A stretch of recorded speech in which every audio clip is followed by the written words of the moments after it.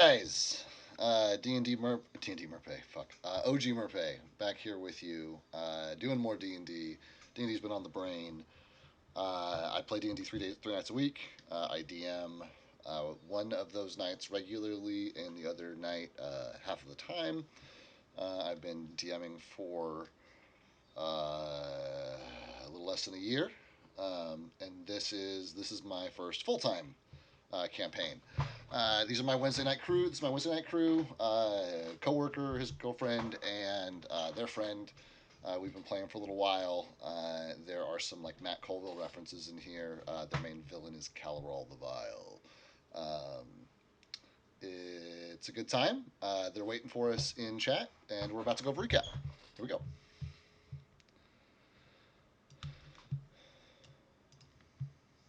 The tone, I think it used that to get rid of the lines, but because it literally melts it, but very slowly.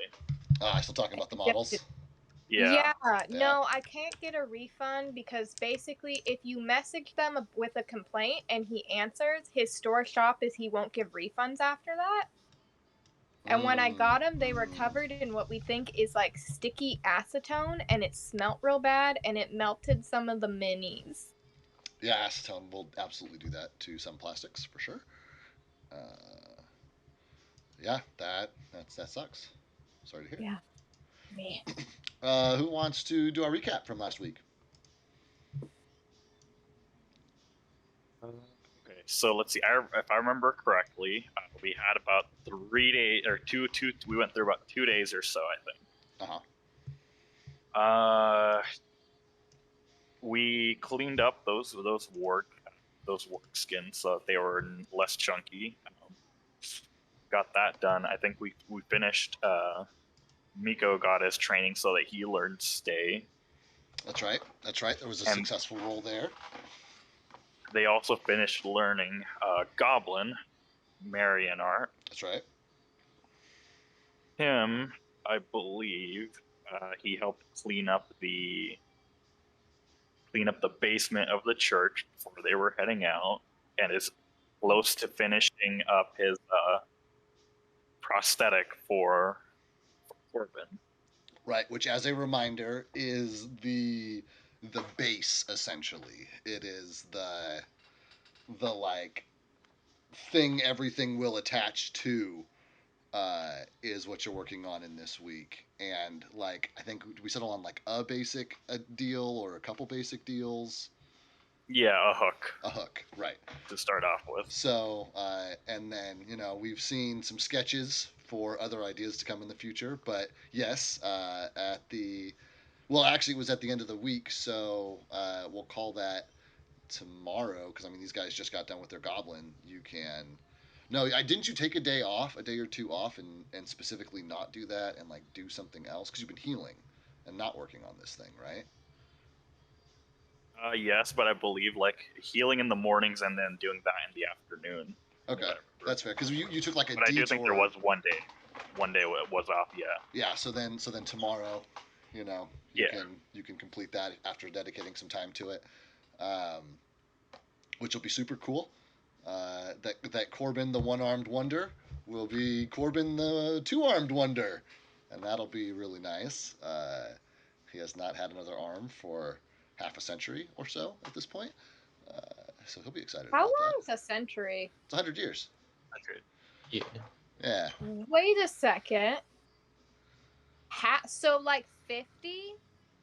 That's how many years ago? Yeah, roughly. Oh, I thought he got this thing cut off like 2 or 3 years ago. Oh no! No one ever asked him when specifically. I guess this all happened to him. Oh shoot! Yeah, it's happened to him quite a while ago. But that, and because Corbin's a half elf, so that makes sense. It's hard to age him. He's hard to kind of read. It's like time, because like with elves are mortal. Elves are eternal. Elves do not change. You know what I mean? But like you mix that in with some human, and it like really messes with you. You're like, how old are you? What is that a long time for you? You're talking about this like it happened really recently. Like is that recent to you? And so yeah. Yeah. Yeah. All right. Yeah, I'm sorry. So I interrupted your recap. So that's all. That's all good stuff. Well, and then I basically remembered that we were it was right after the final lessons, right before the final lessons. I don't remember exactly where we left off.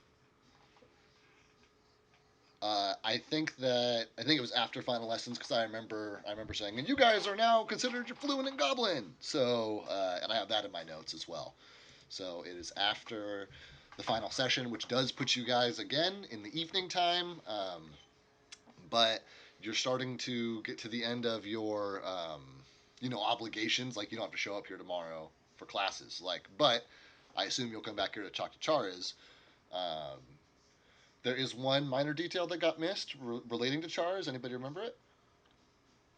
The coin sick. Yeah, relating to. He should be done in a few days.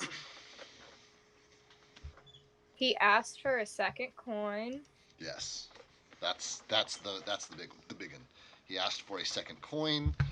And told you that he needed another day to study the 2 coins together, and that he should be ready to, give you guys the skivvy sometime tomorrow, essentially.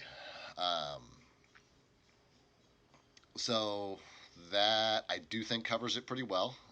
You guys are in Ruinswick, the rural town on the about the middle part of Agalia, right on the edge of the wastelands, the Badlands.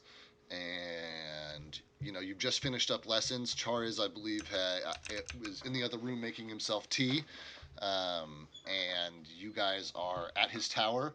At the end, oh, you know what? There was actually one other thing that happened last week, and it is the reason that Corbin and Mary are outside the tower and not inside the tower here. Is because there was a conversation that happened. I thought we were inside the tower. You guys are inside the tower, but I just you guys went in the tower. We theater of minded it, all that stuff. But when I hit save, all the figures were still outside, so they were. So that was but that reminded me that there was a conversation that that Art and Tim haven't heard, that your guys' players haven't heard because we had it in a separate channel. So, and as a reminder, Corbin, for lack of a better phrase, basically looked shook coming back in from that conversation and was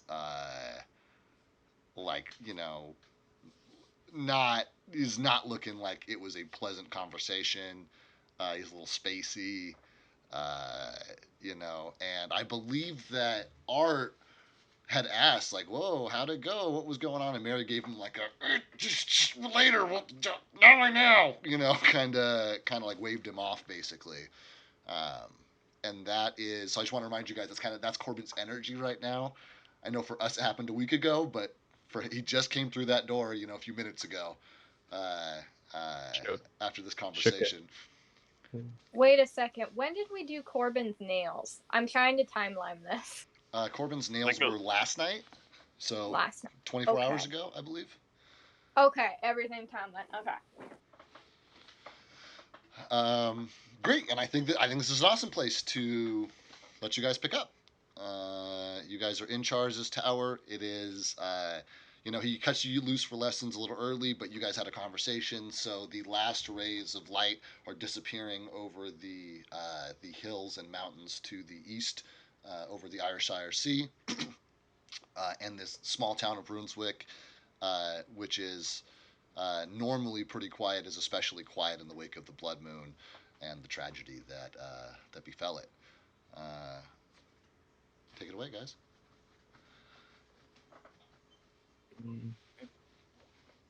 Mary's just go chill with Fareed. Okay, so I didn't need to pull Fareed in, who will take every second he can to hang out with Mary and Miko, especially in the wake of the elation that is teaching, after a week of working with this fucking raccoon, of teaching him how to stay with the help of lots of blocks of cheese. And so yeah, he loves Miko, and he will spend as much time as he can with him. So that is not an issue at all. And he's going to probably look at you and address the group entirely, whilst petting Miko and just raised an eyebrow and so how much longer will you all be staying? Like trying really hard not to look at Miko while he's asking you guys. Oh, how am I gonna separate them? I think Tim's just gonna be like, at least tomorrow, and then haven't decided yet, but we may be leaving evening after. At the talk of leaving, Corbin physically takes a step back and just eyes on the ground. And Fareed, perks up. Oh, okay. At least. Well, and you'll come back and see us tomorrow then. Sure. Yeah. We'll try to make it our mission to come and see you guys. It's like excellent, and he's just excellent, very excited. And looks at you all and said, any plans for the evening? I imagine we're going to go back to the church and just start planning, seeing what supplies we need and such. So, all right then. Well, before it gets too dark, you best be on your way. You guys wanting to head out? Yeah. Okay, let's mosey on out here. Mary's gonna look at that comment and be like, ugh.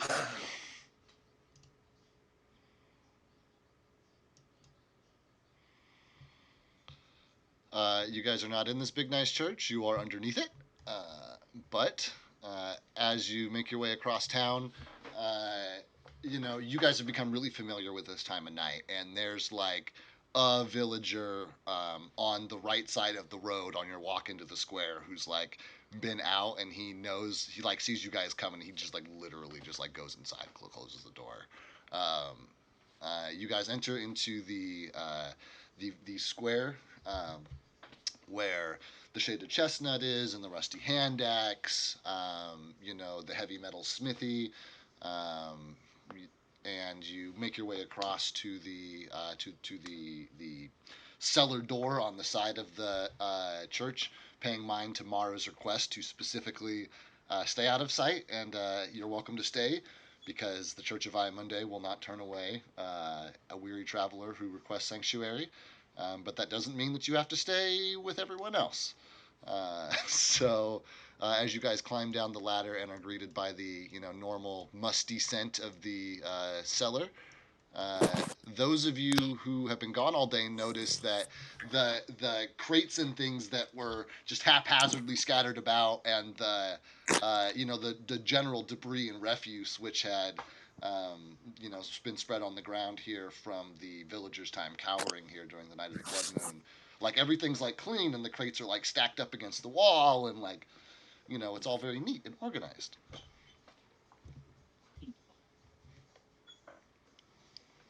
Well, try not to mess anything up. I spent quite a few hours here today cleaning this all up, so I'd like it stay this way when we could leave in the morning.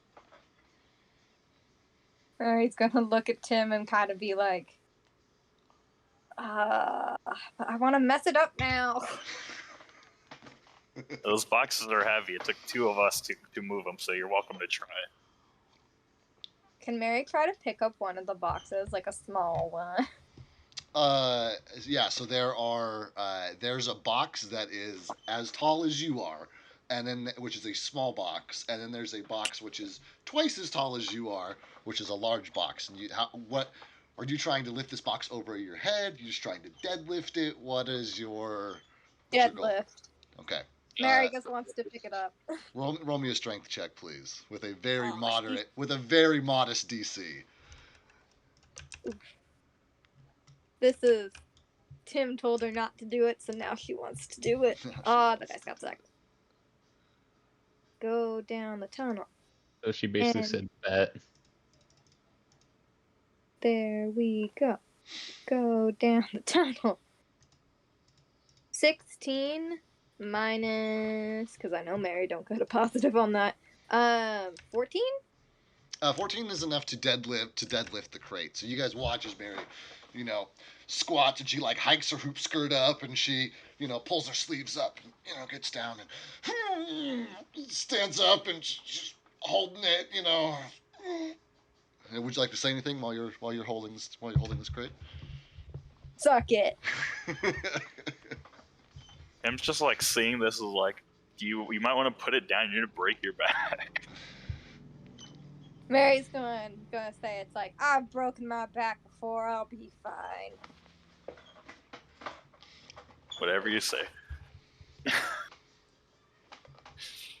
I guess now's as good a time as any. What was that stuff that you and Urban had gone outside to talk about? Oh yeah, I'm kind of curious as well. Okay, can Mary put Corbin's here in the room with you guys, just as a heads up. And it's a large cellar, but it's difficult to have a private conversation here. Okay. Yeah, he's not trying to hide it. Down to like sit on it. So you just set the crate down, like hike your skirt up and sit down on it. Yeah. Well, Corbin, do you want me to tell him, or do you want to start her? And Corbin's just like got his back up against the wall, like knees up to his chest. He just kind of like looks over kind of sadly at you and like shrugs and looks away. Okay, I'm gonna take that as I'm telling him.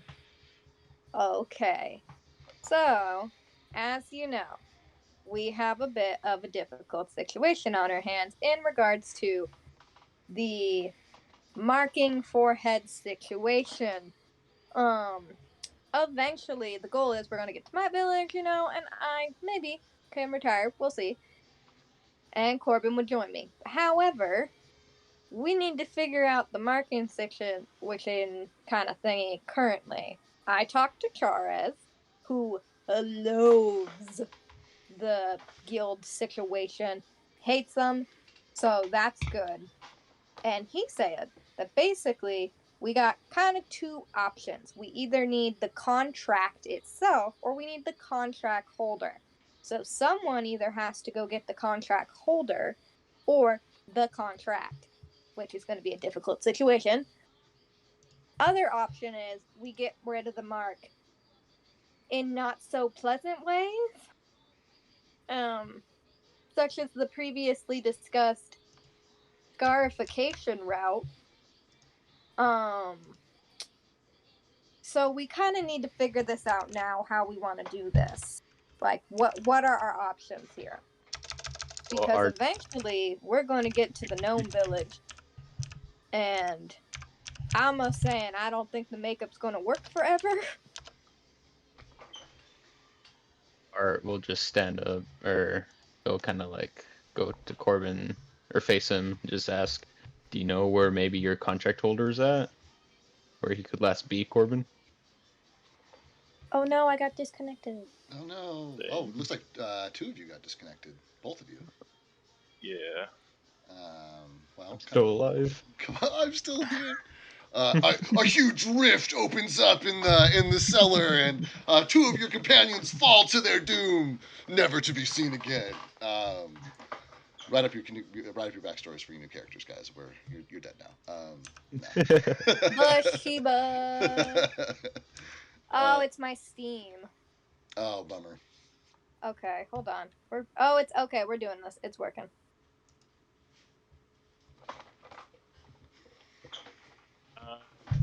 The story being told right now. I'll be joining in the background, but it can be told. We can talk. Okay. As long as you're in on Discord and you can still hear and speak. Yeah. Corbin's going to address Art in response to his question and say he's in Karak, and I told Mary I won't go back there. I'd rather die.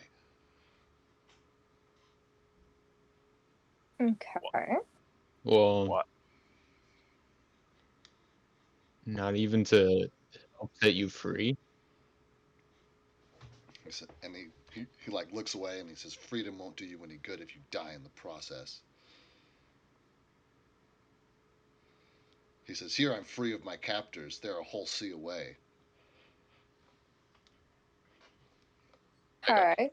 Oh. I died too. bummer. We got some tabletop problems today. Here, Yeah, I think that's a tabletop thing and I'm- not an individual thing. Yeah, I'm going to, for shits and gigs, I'm gonna close out tabletop and reopen it, just so that like our bases are covered essentially.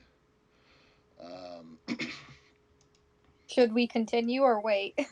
yeah, I mean it's a conversation. You guys can continue this. It's just visual stuff. Mary's gonna kind of look at Corbin and be like, okay, well, we can't go back. You know, we need some more information. Like, do you know the guy's name? And he shakes his head. No, I can tell you what he looked like. Okay. What do he look like? And Corbin's unable to sync. Maybe that's the problem. Yeah, I had to restart Steam for that. Well, I did restart Steam and it still is having trouble, but we'll try it anyway and we'll see what happens. Corbin, his face, steels, and he, is no longer like his eyes are fixed on you, but it's very obvious that his mind is not here in this recollection, and he's in like a far off space. And he says he wore a blood red wrap, and he said he was dark skinned with a thick curly black beard. He says he wore gold and emerald earrings, and he was and he said he was a large man. He said if anybody ever made him sign a contract, they'd get quite a bit of labor out of him. He said. Wait, like large as in fat or large as in like buff? He looks at you and says, "I would not want to fight him." Okay. He says First- we worked in the. He said we worked in the spice pit, sifting sand, looking for minerals and magic dust that exists in the deep sand there. So that it's incredibly dangerous, and he says, but the material is very valuable, and he says once you've signed a contract, it's not like you have a choice. Okay. What race? And He was a human, I believe. Okay. I'm just writing all this down. Yeah. Yeah. I can't load into the game. Like, I reload for the server and nothing comes up for it. Like, all the servers are showing, but not this one. The other two guys are in it. Close out that window and reopen just that window, the join window. Okay. Anyway, Mary's gonna kind of quickly ask Corbin, so how long ago was this? Which part? That I got away, or that... Yeah, like since the contract has been like happened, has occurred. Oh, I've been under contract most of my life. And remind me how old again you are, Corbin? And he kind of like, he would look embarrassed if he wasn't so in such like an emotionally raw place right now. But he just kind of shrugs and says, "I don't know, in my 60s." Okay. How old was this guy when it was signed? Like roughly, if you took a best guess. And he shrugs. I don't know. Young? A young Arch man, is a gonna- strong young man. Okay. So, let's say that you're in your like 70s or 60s. You've been in contract most of your life. So at least half, so 30. If we're being a bit more generous, maybe like 50. So this dude might be an old man by now or dead. And he says he's grown older, and he says, but only meaner. And he says, and it doesn't matter. He says, the contract holder dies, his son or his nephew or I don't know, and I don't really care. Someone else gets the contract, and for us, it doesn't make any difference. Did he Okay. own a business or company, something? Uh, he says, I'm sure he sold it to someone, but I just dug it up. Okay. Well, I think I got a plan. Hear me out. We gotta find this dude. We gotta backtrack a little bit, because once we find him, hypothetically speaking, we could just hire someone to kill him, or get the contract, or bring him back, whatever. And then, bada bing, bada boom, we don't gotta go there. Like, it solves our thing. But we first gotta find out who this guy is. Because guy with red turban, got bunch of jewels, human, old man, might not be specific enough. But we at least know he deals in, like, that one magical sand dust. So it's a start. Go down and try to track him.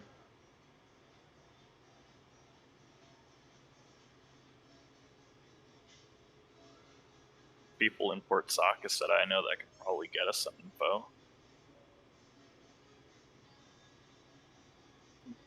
In. You cut out, Mary? I said I'm in.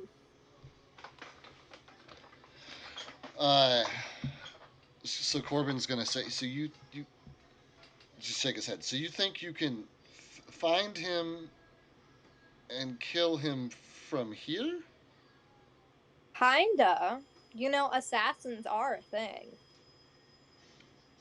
Pay someone to go kill him or kidnap him, hypothetically, or just take the contract, bring it back to us. We go to Charez and we fix it. Oh wait, do we need his consent or do we just need him? I don't really know. I don't know if it's more of Charez said that, like, you either need the contract or the contract holder. I don't really know if it's a thing of, like, we have to have him alive, or if it's like, because if he dies and it passes on to his kid or whatever, whoever the case may be, do we then have to kidnap that person?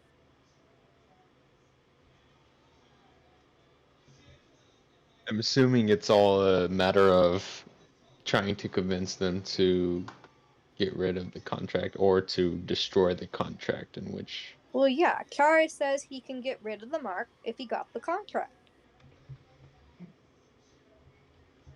And by magic. Corbin's shaking his head while you guys are like going through this back and forth process, and just you guys don't understand the type of wealth that we're talking about and how much money and power these guys have, and there's so many of them, and they all have friends.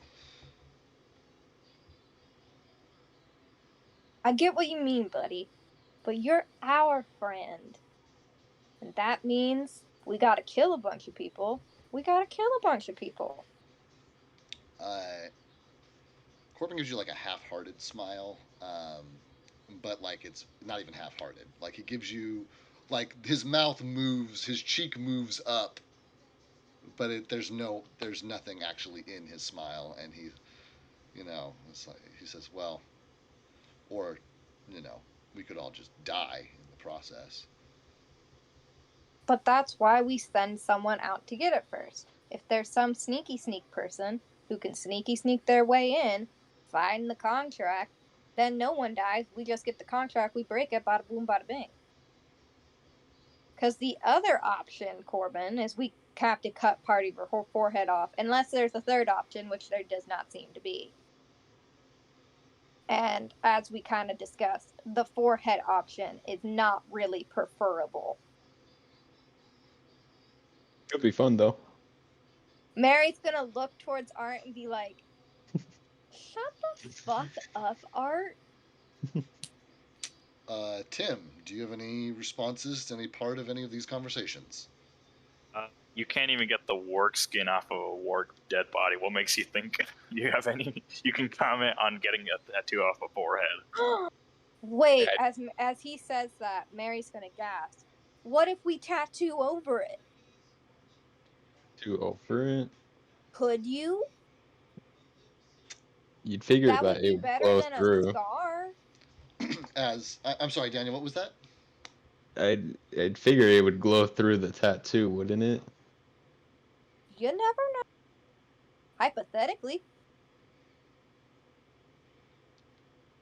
And Corbin's gonna like look at you, Mary, and say, "So you know how to do glowing tattoos?" No, but I could probably find a guy. If, like, okay, one, either you put enough ink in to cover it, and Mary's gonna, oh, okay, Mary's gonna, like, reel up her little skirt and reveal, like, a little tiny tattoo, just a little tiny one, Of what? of, like, a heart-shaped yarn ball with, like, 2 needles going through it, with, badass granny underneath. Oh, nice. And she's like, see, they poke it into the skin. The deeper you go, the more pigment. Who's to say? We just blast it. It might cover some of it. You never know. Or we do find someone who does glowing tattoo work. If that's like, there's materials out there that glow, there might be ink, and we just add to it. And then if anyone asks, it's like a cultural thing. Gentlemen, This is I mean- Mary's realm of expertise. Yeah. I don't know if the pain would be the same as trying to take it out, so Scarification is generally pretty painful. so is jabbing a needle deep into someone's skin. Yeah, but it's like, do you want to cut it off or do you want to try to color over it? You know? and what if it doesn't work? Then I just have something else half over a shining tattoo that is obviously Just a talking brand. hypotheticals. We got to find something out, spit out ideas if you got an idea. And Corbin is growing frustrated now, and he's like, "The makeup is working fine. I don't understand." Okay, what if I die? Who gonna do the makeup? I thought you said you were going to teach me. I know, honey, but like, it Ooh. takes this many years, and Mary's gonna be like 170 to learn how to do good makeup. Like, Really takes that long just to wave a brush around? Mary's gonna punch Art in the balls. Oh. Or and I'm going to give you advantage on your reflex saves to avoid being punched in the balls because it happens so fucking often that you just are aware that this at any point This is a Mary can possibility. rear up and swing. So you're gonna have to roll a reflex save, but you can roll twice to take the higher result. Do I roll yet or nah? 17. You can go ahead and roll, Mary. Into the tower. I didn't roll that good. So Art like reflexively bounces out of the way, but it was clear that Mary was gonna be nowhere near in the first place. She was gonna like punch you in the shin or some shit. Like it was way off. And Art is able to pretty artfully just like dance, do that thing where like the shoulders come forward and the hips go back and like and like hop back and is not Wait not, a second. not When punched he by does Mary. that, can Mary just bite him? No, because you used your action Dang it. on trying to punch him in the balls. Damn. Art, Mary's gonna Tim, look towards any... Art. He's gonna look towards him and point and be like, I'm coming for you. It's not gonna solve anything. You're coming, Jiggy.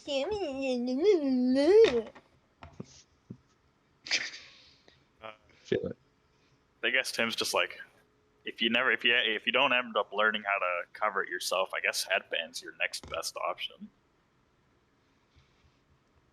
And Corbin's. But Yeah, I get. Yeah, I have my. He like flips his cloak hood over, which like covers it pretty well too.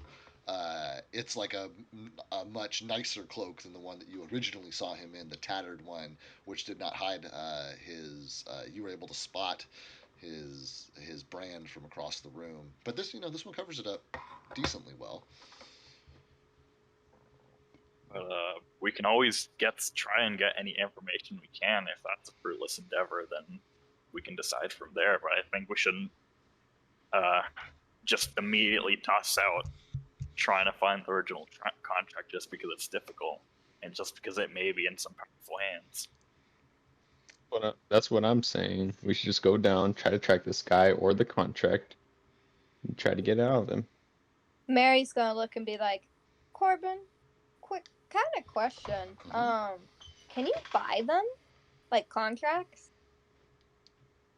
I don't think that's a And thing. he's gonna kind of like, well, he says there are some contracts that the guild will award themselves that you can buy through them. He's like, but those are usually pretty extenuating circumstances. And he's like, he says, I've heard that sometimes that can happen, but I don't think it's supposed to. Like it's an under the table kind of thing? And Corbin kind of just like shrugs and says, all the contractees talk a little bit, but it's hard to know much about the world when you're not allowed to see any of it. That could be an option, though. We could always, like, hypothetically just buy it and then, take it to Charas.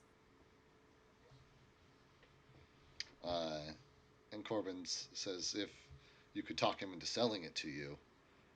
Mary's gonna go, I have my ways. And if that all else fails, violence also works pretty well. Tim's just gonna be like, not to be taken the wrong way, but unless there's some sort of special circumstance that we don't know, I can't imagine why he wouldn't part with just a standard contract. Yeah. He's like. And he looks up at you and says, and he just shakes his head again. He's like, none of you understand. And he's like, obviously, like getting a little flustered. And he says, I ran away. I escaped. He said he's not going to be happy about that. You think he's just going to let you buy the contract up without wanting to know where I went? You don't think he's going to want revenge? That's the thing. We could always just buy the contract and then pretend. Okay. So, when a slave in this situation runs away, I assume it's a situation like where they send like bounty hunters. Like someone's going to come after you. A catcher, if you will. He says, I believe when we met, it was under similar circumstances. Mm-hmm. Just confirming. Citing the individuals who were, and as a reminder, that very first session, because it was 22 sessions ago, those guys did say stuff like, you were like asking Matt afterwards, like what their deal was basically, and he like told you guys point blank that Corbin's worth a lot of money to the guild as a runaway slave contractee. Shoot. Okay. So. Yeah. We would just have to come up with a circumstance for why someone would want to buy a runaway slave. Without having the runaway slave. Without having them. Corbin corrects you, because he says, because I certainly will not be going with you. Well, yeah, obviously. I understand. Boys, any idea why you would buy a runaway slave without having them? It could be that there's some sort of rivalry or something, some sort of connection that the buyer wants to take justice into their own hands, and buying the contract would give them a reason to own a slave. If they hated that person that much, the worst thing they could do to that person is to own him as a slave. And Corbin is kind of like perks up a little bit and says, "Well," he says, "I don't really have any enemies." And he kind of thinks about it for a minute. He's like, "But I guess he wouldn't know that. He doesn't really know anything about any of us contractees. Nobody cares about us." I figure if we're already lying about that, or if we're already lying to purchase a runaway slave, we can lie about you having some enemies. Yeah, one of us could be your enemies. Like, fake it till we make it kind of thing. Fake it till we make it. Yeah, but that's all we gotta do. We go there, or we just send someone. We don't even have to go. We can always just send someone to do that. Or, not even that. Like, if Tim's, like, buddies up when whatever you call it, like, know how to get in contact with this dude and find it, you can always have written correspondence and have a sale over that way. Like, a sale via a letter, where with the exchange of gold, once the gold's received, the contract will be sent, kind of thing like that. Like, and he's gonna look at you and say, "Usually that type of business is conducted through the guild. They're who you'll have to send that correspondence through." okay, we can still do that.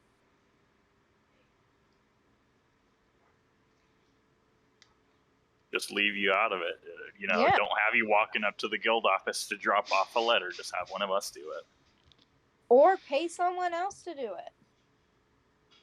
So no one has connections to it. Yeah, I mean that's. I'm back to being Dave. I mean that you guys could absolutely try something like that if you wanted to. Corbin will nod, but he doesn't have anything to add to this plan. This is he has very little experience with buying and selling contractees, obviously. So. Okay. So how do you get in contact with the guild? They have the guild offices in any of the major towns. I know they had one at Woodhurst, and we also have one in Port Zachas. And if we're dealing with someone in Quran, we need contact overseas. So. And you would know that the bigger guild office is in Port Zachas. Okay. So. Tim would know that. I don't know if you would know that, Mary. Yeah. Mary's just gonna say, so we keep our plan now. When we get to a guild, we go in, or one of us goes in, or we pay someone to go in, try to figure out who this dude is so we can get in contact with him, and we attempt to buy the contract. If that fails, we have backup options. That being, we send someone to kill him and get the contract.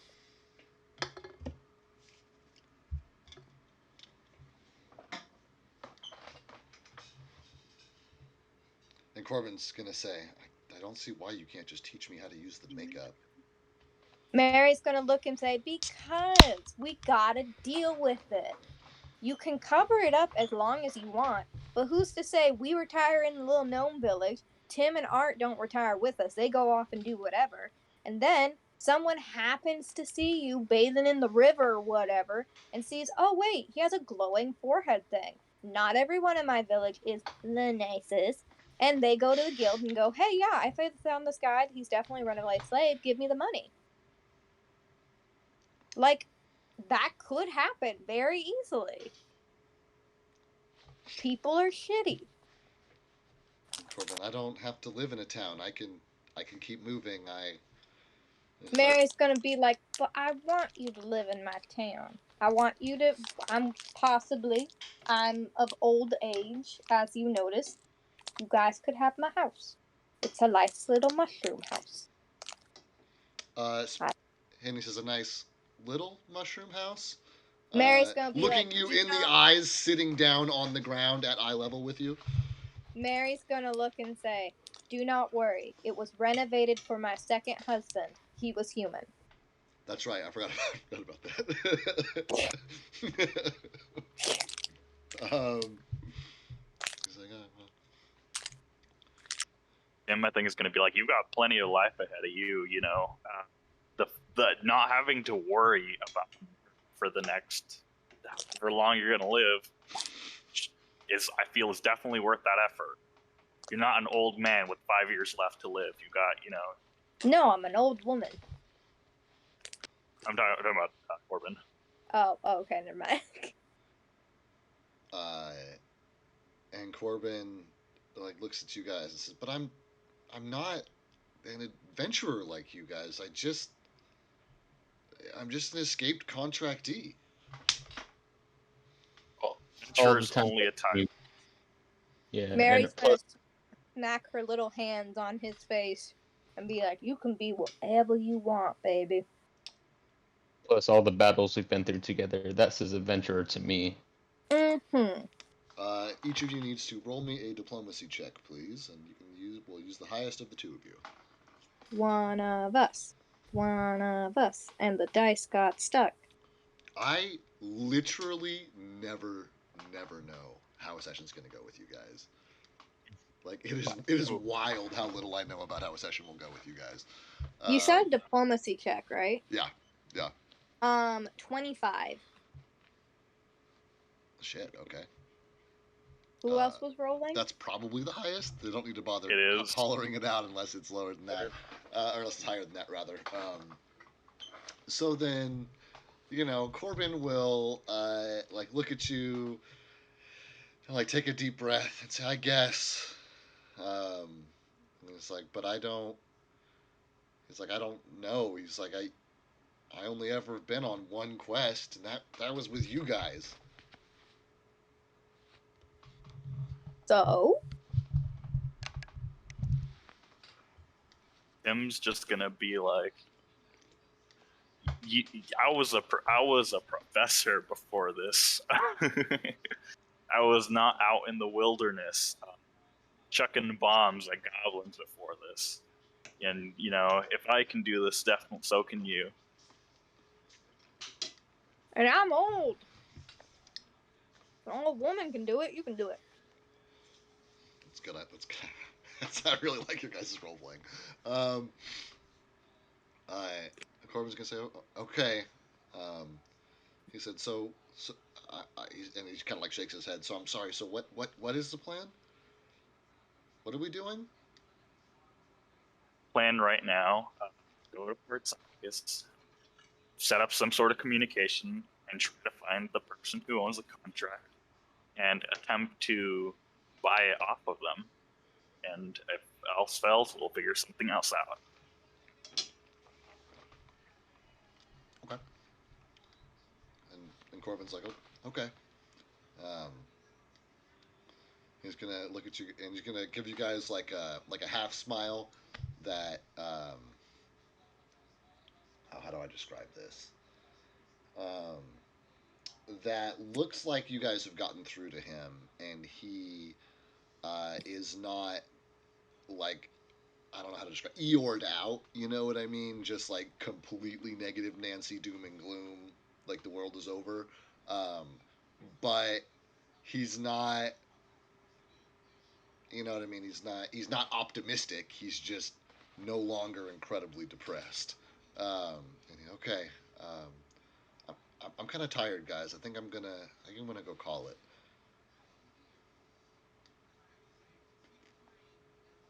There was one thing I was gonna ask all of you really quick. Corbin has not moved yet. Do we have to go through the Badlands? We can maybe get a ship to Woodharris. From Woodharris, I think they had Mary's ships down gonna there. look and say, "I don't think that's an option." Okay, we can probably discuss this tomorrow morning. I feel like fresh minds are going to come up with better ideas. Fresh minds. And Corbin's gonna agree with you. Yeah, I think so. And like get up and just like make his way over to, like pointedly, like literally the opposite wall, just as far away from the group as he can get to like lay down and set up his bedroll. Oh, my baby. I think Tim is going to probably call it as well. Or you know what? No, he's gonna go over to Art. And then never mind, he's gonna wait till morning. Good. Oh man.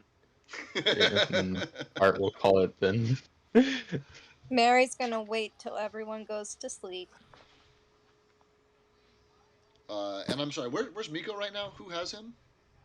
He's with Mary. I assume we took him with us. Yeah, and I mean, we'll say that, stay is effectively heal. Well, no, I think heal's a whole different command. But, Yeah. we'll say with stay, he's much easier to travel with. Otherwise, as I've stated before, he's as big as you are, and it's quite an ordeal for you to physically carry him. But we'll say that around town with no enemies around, he can, he's pretty easy to wrangle. I just need to know where he is.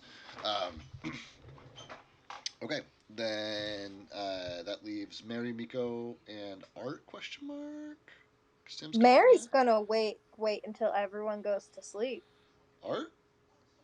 Art's just gonna go to sleep. Cool. Mary, it's an hour later, and you hear the chorus of snoring and snoozing that is your compatriots sound asleep. Mary's gonna walk over to Art. She's gonna pop her knuckles. Oh my. And she is going to. I forget what this is called in wrestling, but like when someone takes their elbow and smashes it into someone's stomach, like they jump up and bam. Yeah, I know what you're talking about. What is it called? I don't know what the name for it is. Elbow drop? Elbow I believe it's drop. elbow drop. That sounds right. I'm about to say it's a drop kick when you do it with your foot, so an elbow drop sounds exactly correct. Art is gonna wake up to Mary's elbow in his gut. I'm not gonna do any damage for any of these attacks because this is all for flavor as far as I'm concerned, and I reserve the right to veto any PvP nonsense at any point, but this is for flavor. So Mary elbows Art in the gut, wakes him up. Art, you are now up. And be like, what the hell is wrong with you? Mary's gonna be like, shit talk me again, Art. I dare you. Be like, I will. Tim, this is probably, at this point, is enough noise to have woken you up, or at least to have stirred you. You can choose to ignore it and go back to sleep, or... That is exactly what he is going to do. God damn it. Mary's just in Art's face. She's just looking, glaring at him. Just like, glad you have to take cheap shots in order to get your point across. What'd you say? You heard me? No, actually, you cut out. No, oh shit! Yeah, no, I thought that was Mary replaying. That was good role playing, though. I like it. Good commitment. Art was just saying, glad you have to take cheap shots in order to get your point across.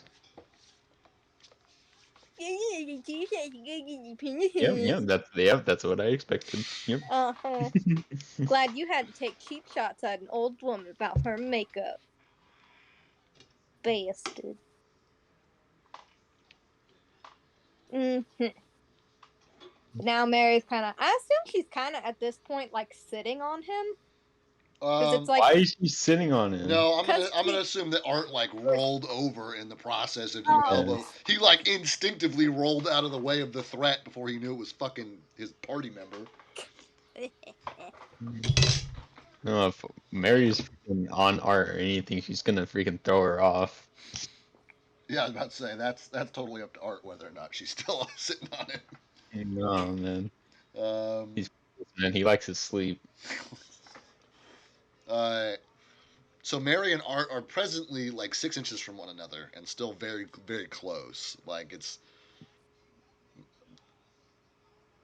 you guys are shit talking each other. Tim's rolled back over and gone to sleep. Corbin has not reacted to you guys. There we go. Oh no. Oh, okay. Oof. There we go. Mary's just gonna look at him and be like, why are you such a bitch? Like, for real. Why are you such a bitch? Always taking cheap shots at nut shots, freaking. Well, you're the one who started off mean from the first day you met me. Ooh. Airing the dirty laundry now, huh? Fight! Fight! Fight! Like, I'll say this: girl fights are scarier than guy fights. Dude, in middle school, one of the girls smashed another girl's head into the fountain in the bathroom, and she came out like, speaking of WWE, like not with the FX though, like actual fucking blood, like That all happened down at the face. You went to BMS, right? Yeah, yeah. Same exact thing my year. Some girl got both her arms broken in the bathroom and was found in a pool of blood. Yeah, man, that's gnarly. Yeah, girl fights don't mess around. But anyway, Mary's gonna be like, you were mean for me from the start. And then you make snarky comments about cutting poor little Corbin's forehead. Like, what's your problem? It's just all humor, man. Can't take a joke. Mary's gonna be like, are you stupid? Oh no, you're the ones You that's mean to not getting people you it. don't know. You mean to your friends. Like, what's the deal? Why do you deal with, like, why are you mean via humor? That's supposed to be mean.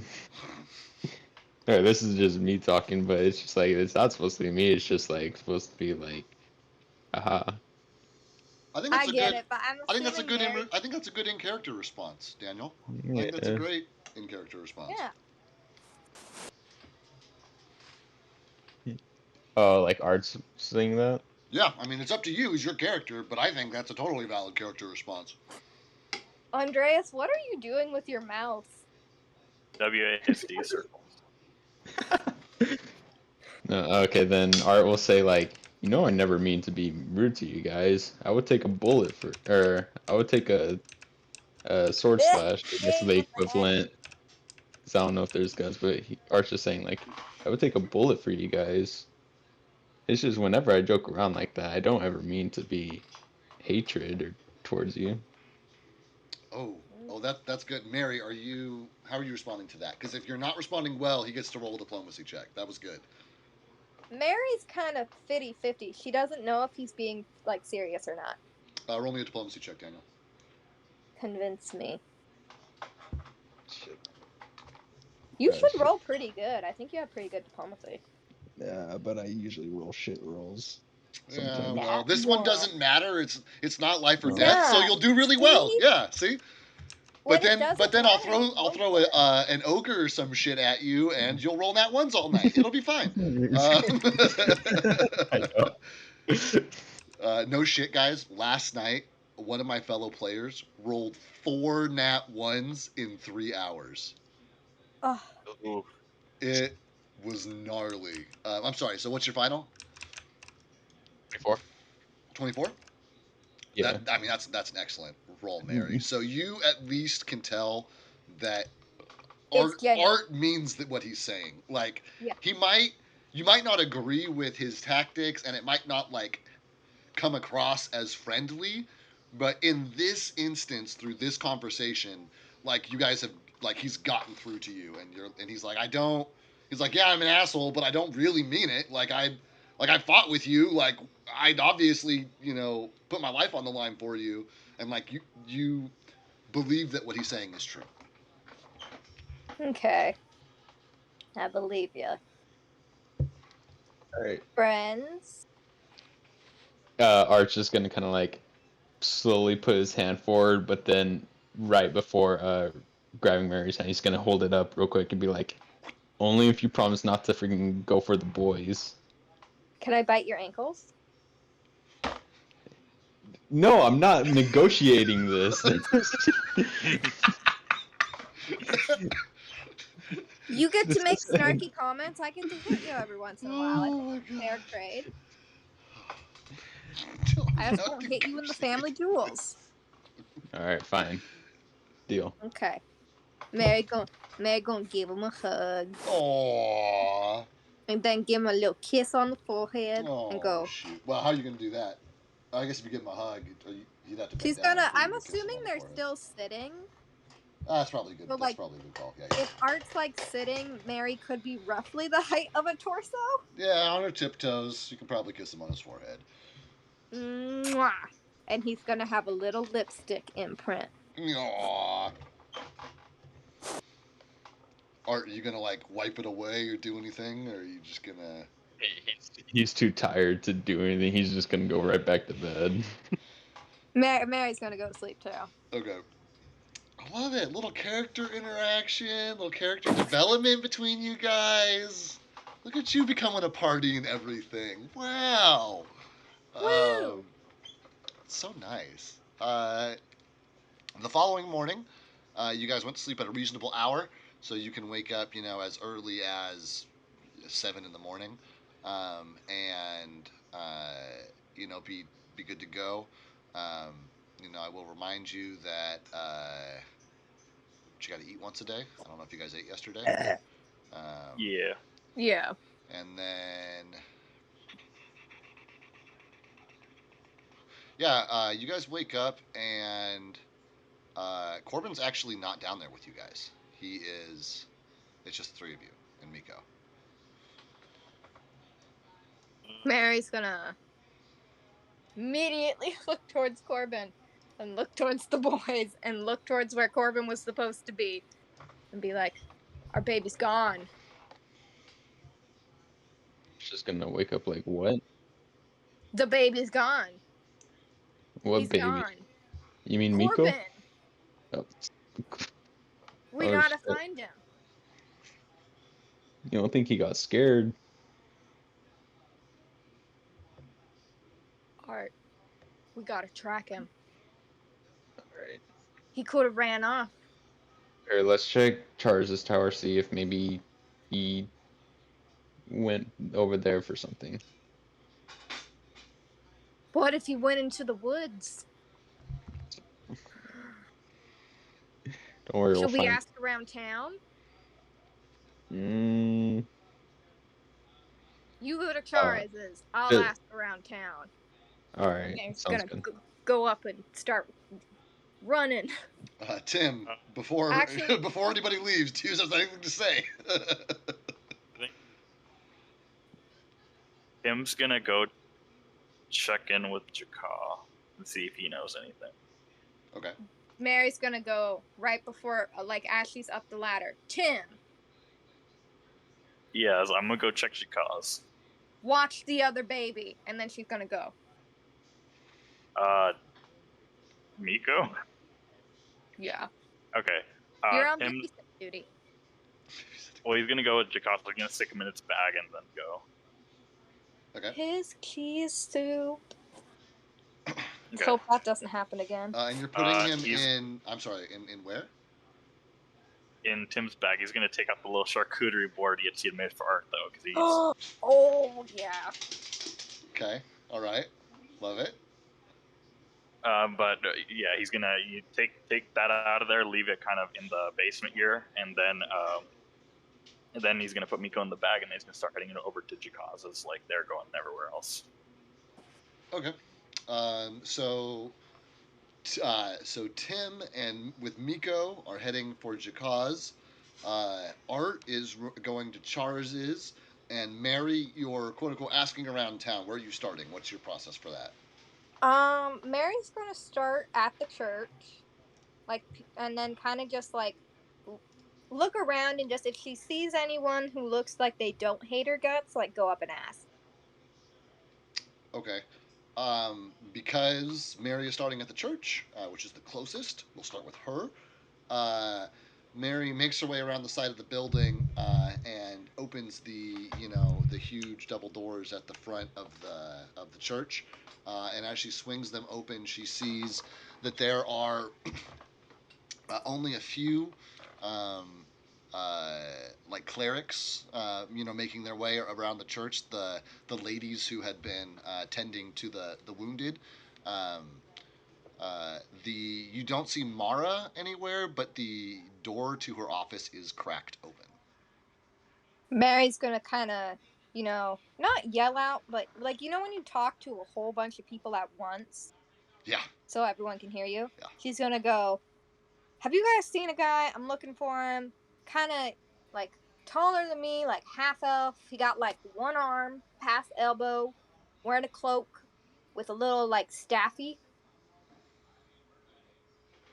And with that last sentence, with a little Staffy, in this big echoing chamber, everybody looks around, and one of the ladies like comes up to you and hurriedly like shushes you for like yelling in the chamber. So where do you think you are? No one's seen anybody like that. It's an emergency. Says, can we help you? Why? What is this individual? Are they in need? Kinda. It's complicated. It's a long story. He really should not be alone right now. If you see him, his name's Ben.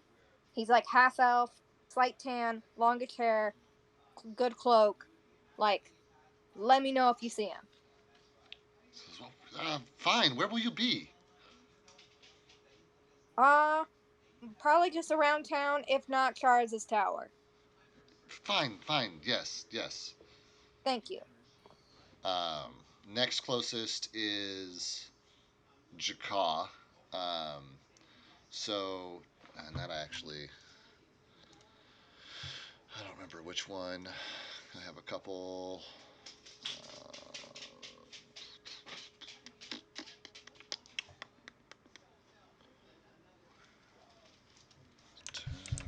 Hi, Roxy. Yeah. Your dog? Yeah, she's like over here saying, "Hey, what's up, I think dog?" Um, You As Tim's walking over, he's putting on a cloak so that he kind of hides his identity a little bit. Okay. I like that. I don't think this is the right tavern, but it's one. It's one of my taverns, so this is the one I'm loading. Okay. As you enter, and as a reminder, in the wake of the blood moon, the huge double doors got like ripped off the hinges here, and the inside got thrashed. And every day that's passed since then, things have gotten put together a little better. And you have been gone for a couple of days, and none of your party have set foot in the Rusty Hand Axe for 3 or 4 days. Jakar is back at his post behind the bar. I need to put all these guys in there in another bag so that I can pull them out whenever I look them up. Jakar is at his normal post behind the bar, and he sees you come in, and he just like the best way I can think to describe it is postures up, from like a casual leaning on the bar to like sitting up, standing up straight, crossing his arms, rolling his shoulders back. And he doesn't say anything, but he sees you make your way in. And it's early in the morning, and there's only a few other patrons having breakfast, and they don't really pay you any mind. And you're able to make your way across the tavern floor to Jakar. He's Tim's gonna be, as he like comes up to him, he's kind of in somewhat of a hushed tone. He's gonna be like, "I wouldn't be coming here if I wasn't necessary, but have you seen Ben?" He says, "The scraggly one with one arm." Yes.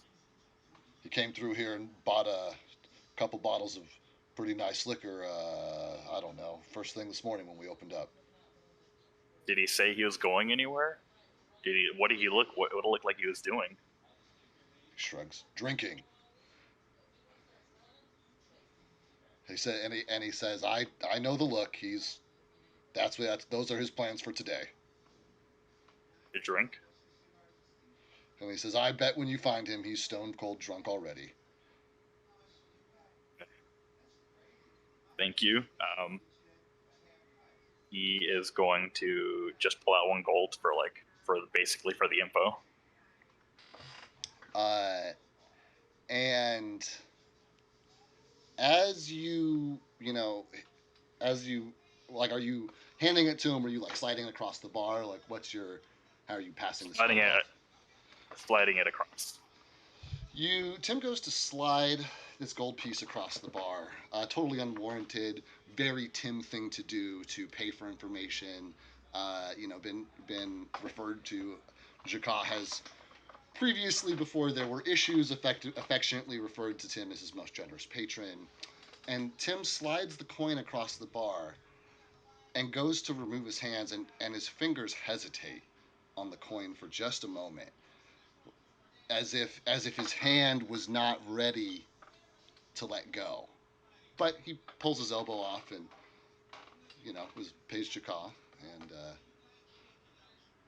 Jakar looks at you skeptically, glances around, and seeing that no one's really monitoring your interaction, very quickly snatches up the coin, puts his hand on the counter and slides it over, and just kind of keeps his hand over the coin and says, "I think you better be going. Good luck finding so him." as well. Thank you very much. And go be going as well.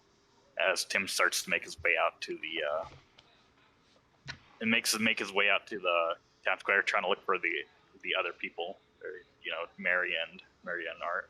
Okay, sounds good. I mean, you knew where they were going. You knew that Mary was staying there or at the church, and Art was going to Charles's Tower. So, are you going back to the church? Or are you going to Charles's Tower, or somewhere else entirely? He is gonna go to Mary. Okay.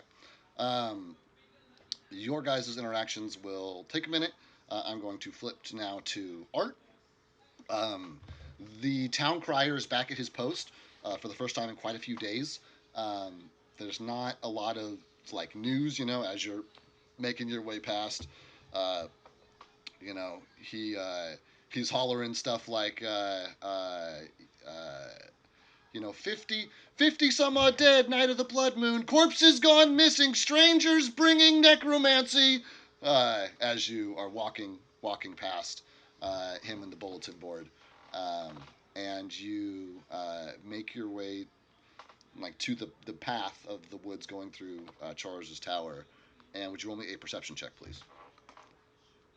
Okay.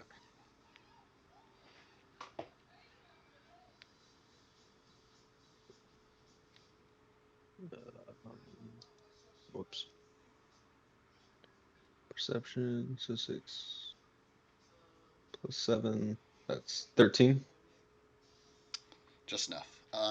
And you hear a dull rustling coming from the south, which is because let me see if I can get this map in here for you. Because I don't know if you remember it, but the path comes in on the north side of the forest, and then it curves south, so it's farther south. Just give me a second, I'll get you the map. Yeah.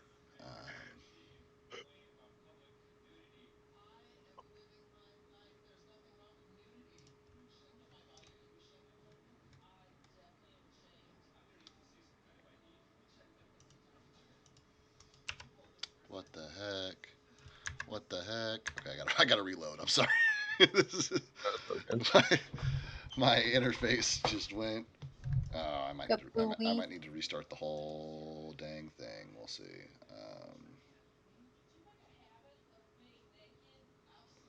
Here, I'm just gonna load the Ruinswick map because I think that had a big.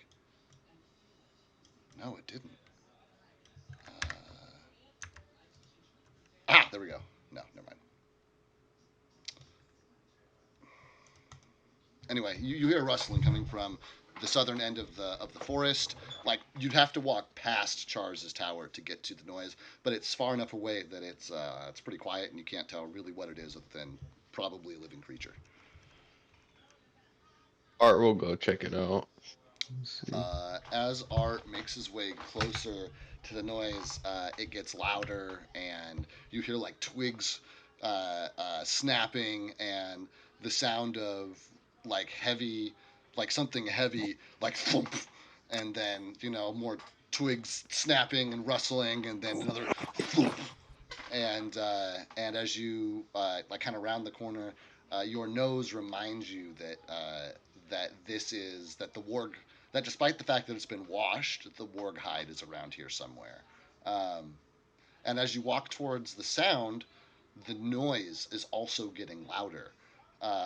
And you round another corner, step into a clearing, and I guess you never knew where the hide was being hung because you haven't been out here, but you see a humanoid figure with the hide like wrapped around them like babushka style, like around their head and their shoulders, just kind of like walking around and like thump falling over. And then when they go to stand up, it like slides off and you see a tousle of hair and immediately recognize Corbin, like bouncing back and forth, like wrapped up in this warg hide. Like the thumping you're hearing is him, taking 3 stumbling steps and then falling over and thump, landing in a pile on the ground, and then trying to get himself up and taking another 2 stumbling steps and, stepping on all kinds of crap and then tumbling over. But you found it. Oh my god. No, buddy. Arch is gonna be like, Corbin, what the hell are you doing out here, man? I'm drinking! And he holds a fist up that has a completely empty bottle in it, and another fist up that has a half empty bottle in it. He's gonna be like, oh god damn it. Where'd you get that? Who's you got? God damn it. Alright, Corbin. And he drops the empty bottle and like reaches for his coin purse, which he miraculously still has, and says, "I had money," and he like like shaking the gold coins in his purse. Like a baby with a rattle. And he lets go at one point, and the bag goes flying, and like gold like splays all over the ground, and he's like, "Oh!" And he just like leaves it, and it's just like fucking wandering around. Alright. Gonna be like, god damn it, he's gonna go after Corbin, and it's gonna try to get him to compose himself as best as he could, I guess. What do you mean, get him to compose himself? What are you trying to do here? I guess he's just gonna be like, Corbin, snap out of it. Corbin, and I'm restarting the game to try and fix my interface. Corbin will snap, and he I guess he doesn't have 2 hands; he only has 1 hand. So it had an empty bottle tucked under one of his arms, and I guess the other hand he had because he hasn't finished the thing yet, so he only has 1 hand still. So Corbin like tucks the half full bottle under his arm, but like he doesn't stop it. He just like puts it in with like the thing, and he like leans over, and like some of it like dribbles out. And he like holds his good hand. He's like, snap, snap, snap. Like he can't really snap, but he's just saying the word snap and shaking his fist at you, basically. Yeah. Oh my god. I guess Art's just gonna be like, come on, buddy, let's get you back to the church. Art is definitely. I mean, Corbin's drunk. He's also belligerent, so he will. Actually, roll me a diplomacy check on Corbin to see whether or not what level of resistance you get if Corbin fights you or not in this process.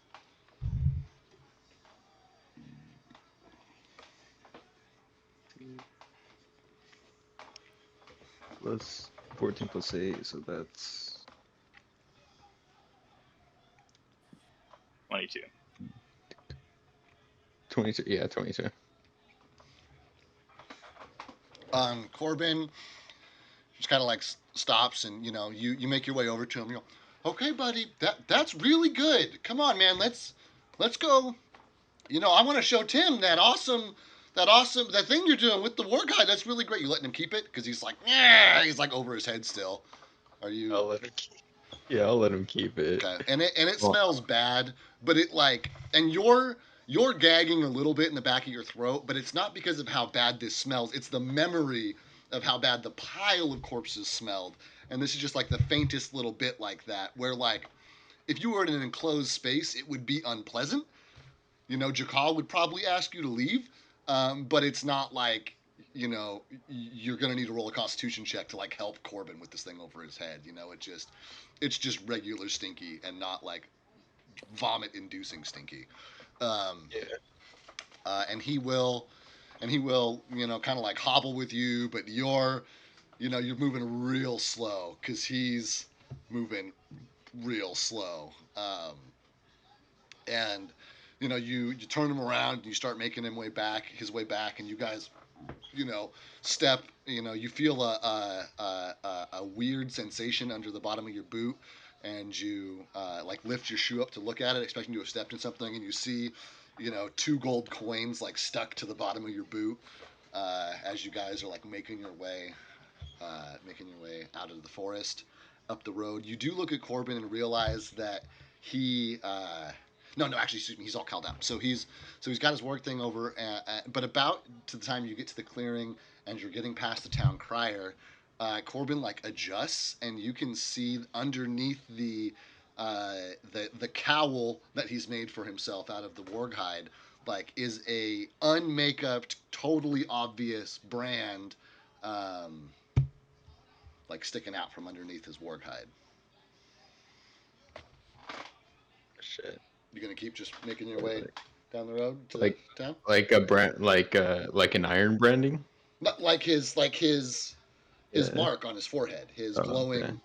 thing that Mary usually covers with makeup every morning, but he wasn't there this morning, so it is just not.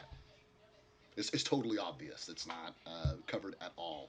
Well, I guess it's half covered under the warg skin because it's like sideways now. He had it wrapped over his head, and it's kind of like scooted back and stuff at this point.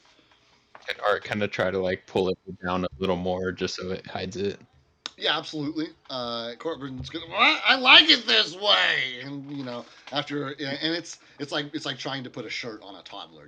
It's gonna take you way longer than you think it should, but yeah, eventually you can get him to settle down and get this thing straightened out. And like the town crier, you like notice he like stops his cry halfway through for just like a beat as you guys make your way past, and you like you look over, make eye contact with him, and he's like.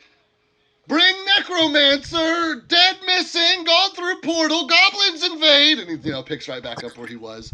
And you guys make your way to the side door of the cellar. As a reminder, it is a straight up and down ladder to get down, and it's about an 8-foot drop.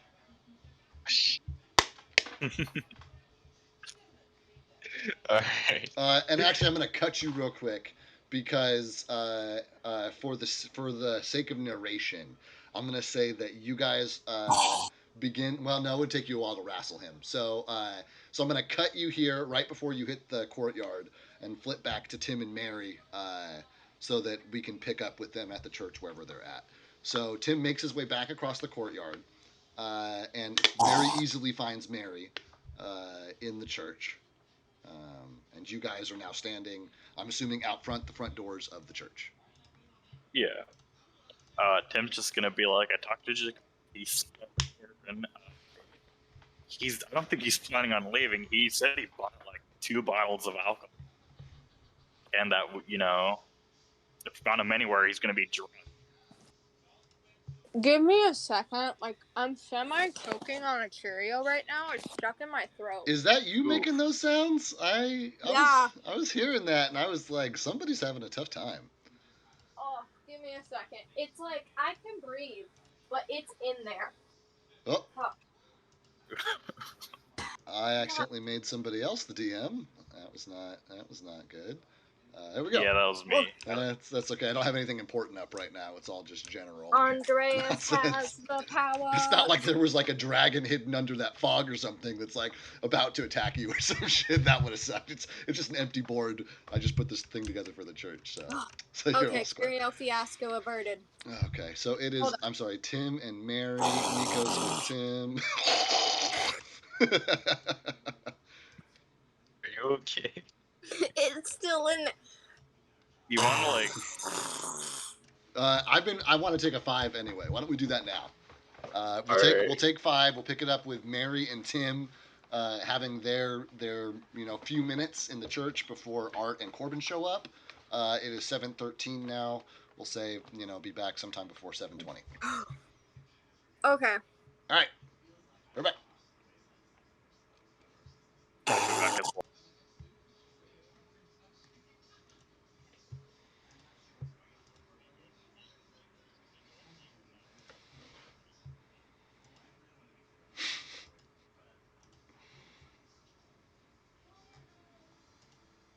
Well, I'll be back.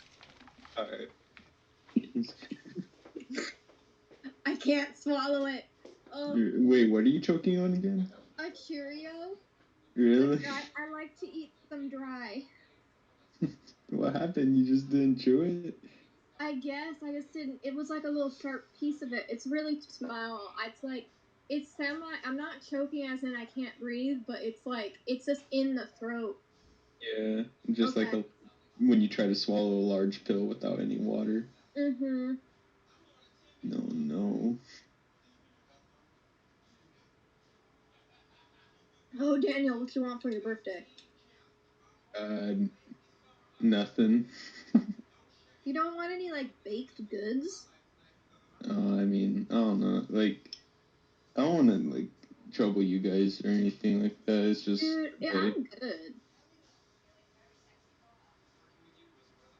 I gotta help out a fellow Aries. yeah, you are too. Yeah, Tierney, you and I. Yeah, Gang, gang. gang.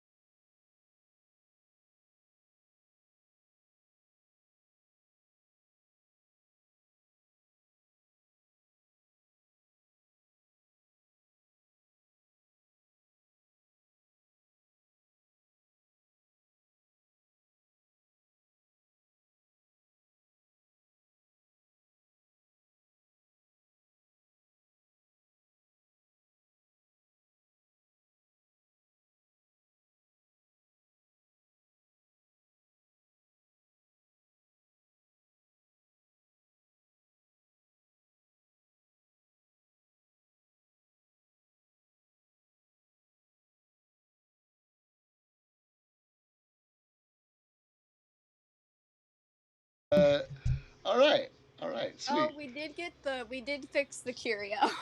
Good. I'm glad to hear that the Cheerio situation has been remedied appropriately. Oh my goodness, that's both a hoot and a holler is what that is. Okay, so we have Mary in the church, outside the church already, and Tim with Miko in his bag approach. And Oh, are whoever- we streaming again? Well, yeah, I mean, I just turned it back on. Okay. I basically hit pause while we were up. Ooh.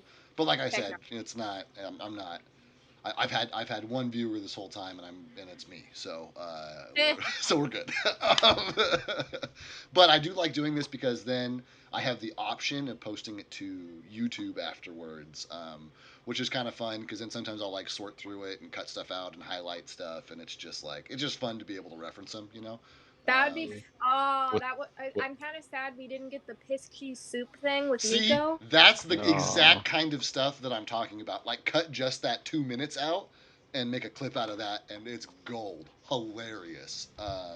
As we're so- dying and having asthma attacks because Miko peed in the bag.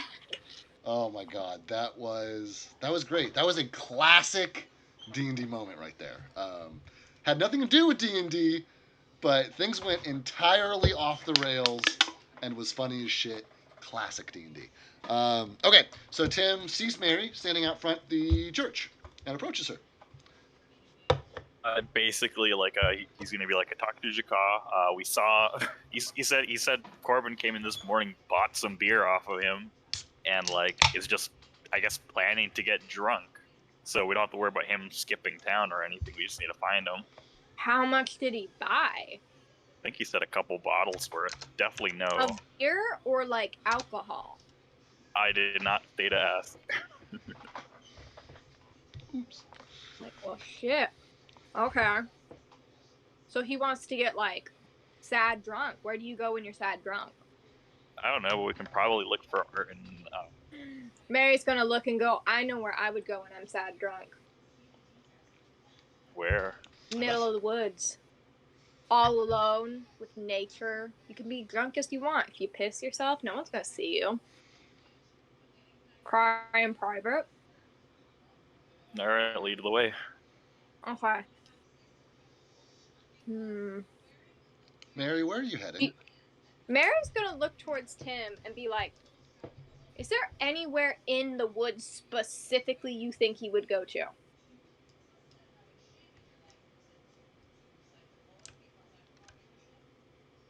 I mean, as far as I know, we've only been to where that work coat was, but Mary's gonna look and be like, oh, fuck. We're gonna have. No. We gotta go to the ward coat. And she's gonna, like. You know when you throw up in your throat just a little bit? Yeah, I know what you're talking She gonna throw up in her throat just a little bit. about. Just thinking about this ward coat. Maybe, yeah, okay.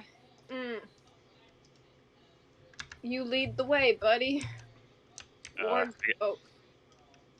all right. Figure go to the bath. That way we can run it. That way we can maybe catch up to Art. So I guess he's just gonna take the the town crier path, straight. Okay. And I'm going to say that in that case, you guys get to the edge of the market here, and you start making your way down, and you see, hobbling towards you, Art, with Corbin, with this gross patchy leather thing draped over his head like a cowl, and Corbin is grabbing a mostly empty bottle of liquor. Yeah. And they're making their way up the walk here. Mary's gonna look at him and be like, okay, where'd you find him? Out in the woods with the coat.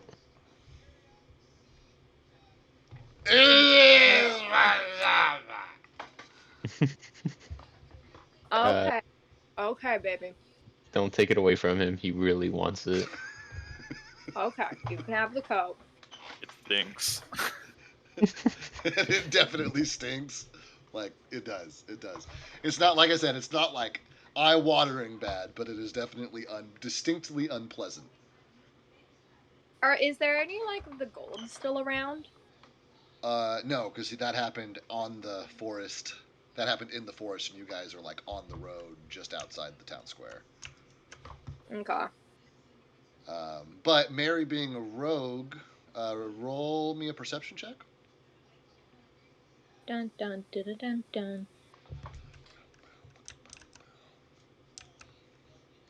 This is like right when I choke on another Cheerio. 19 plus my perception, I believe, is. I don't need to see it. That's fine. You notice that Corbin does not have his gold pouch on him.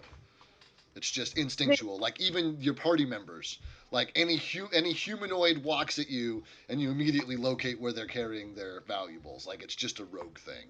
And you've noticed that Very Corbin, especially because he's not used to carrying a coin purse, he's been like carrying it out in the open, like on his belt, super obviously, like not trying to hide it. Also, it not being there is pretty obvious. Mary's gonna look and go, did he get robbed? No, he sprinkled his coins all over the floor a while back. I just decided we could get that later because I had to deal with him first. Mary's gonna look towards Tim and go, okay, we'll go get his gold. You go get him to bed. Right. Don't know how I'm gonna get down that ladder. Push him. And she's gonna walk away.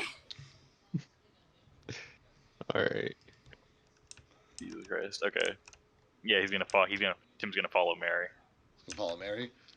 Okay, so Art works Corbin back Thanks, towards back towards the church, and Art and Mary just walk past him and continue into the walk past him, and you guys get to Chars's tower, and you look around, and there's no coins like anywhere from where you were to Chars's tower. Like there's nothing around here. Could Mary try to like rogue track them? It's not rogue. It's just tracking. But yeah, absolutely. Go ahead and roll a tracking check. Survival. I think so. Yeah, survival check. Tim's just thinking like he had the coat with him, so maybe he dropped them there. True. Mary, what's your final? 10. Mary finds the tracks leading off the road because he left a literal path of destruction. There's just like a pile of broken limbs, and there's like, a freshly snapped limb off a tree from where he tried to brace himself, and like fucking it snapped off.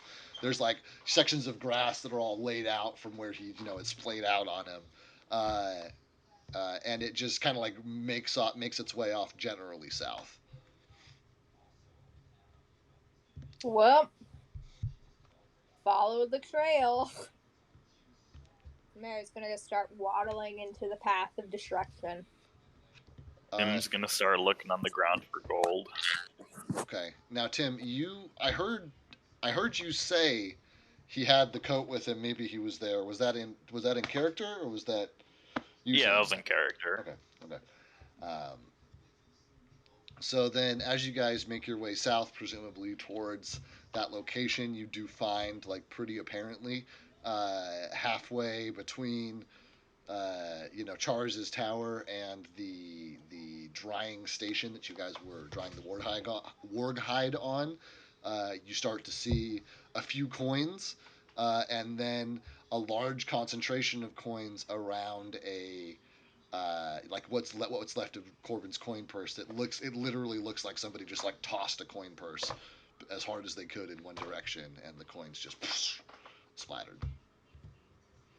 Mary's gonna. Is the coin purse still like intact? Yeah. It's mostly empty, but it's intact. She's gonna like wants to pick it up, kind of pick up the coins around it, and then like look around the area to see if she can just spot any other obvious ones. Okay, sounds good. What is Art gonna do? No, excuse me, Tim. I Excuse mean- me, Tim. Oh. I'm sorry. Basically the same thing. Look for the coin. Look for help Mary look for coins. Okay, so I need both of you guys to roll me. We'll do this one at a time. Mary, please roll me a D10. D10. Oh, okay. Yeah. That's this or this one, That's right? that one, and you're gonna do it twice. Oh, So there's 9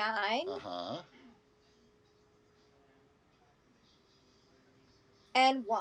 Great, Tim. Please roll me 2 D10. First one, then the other.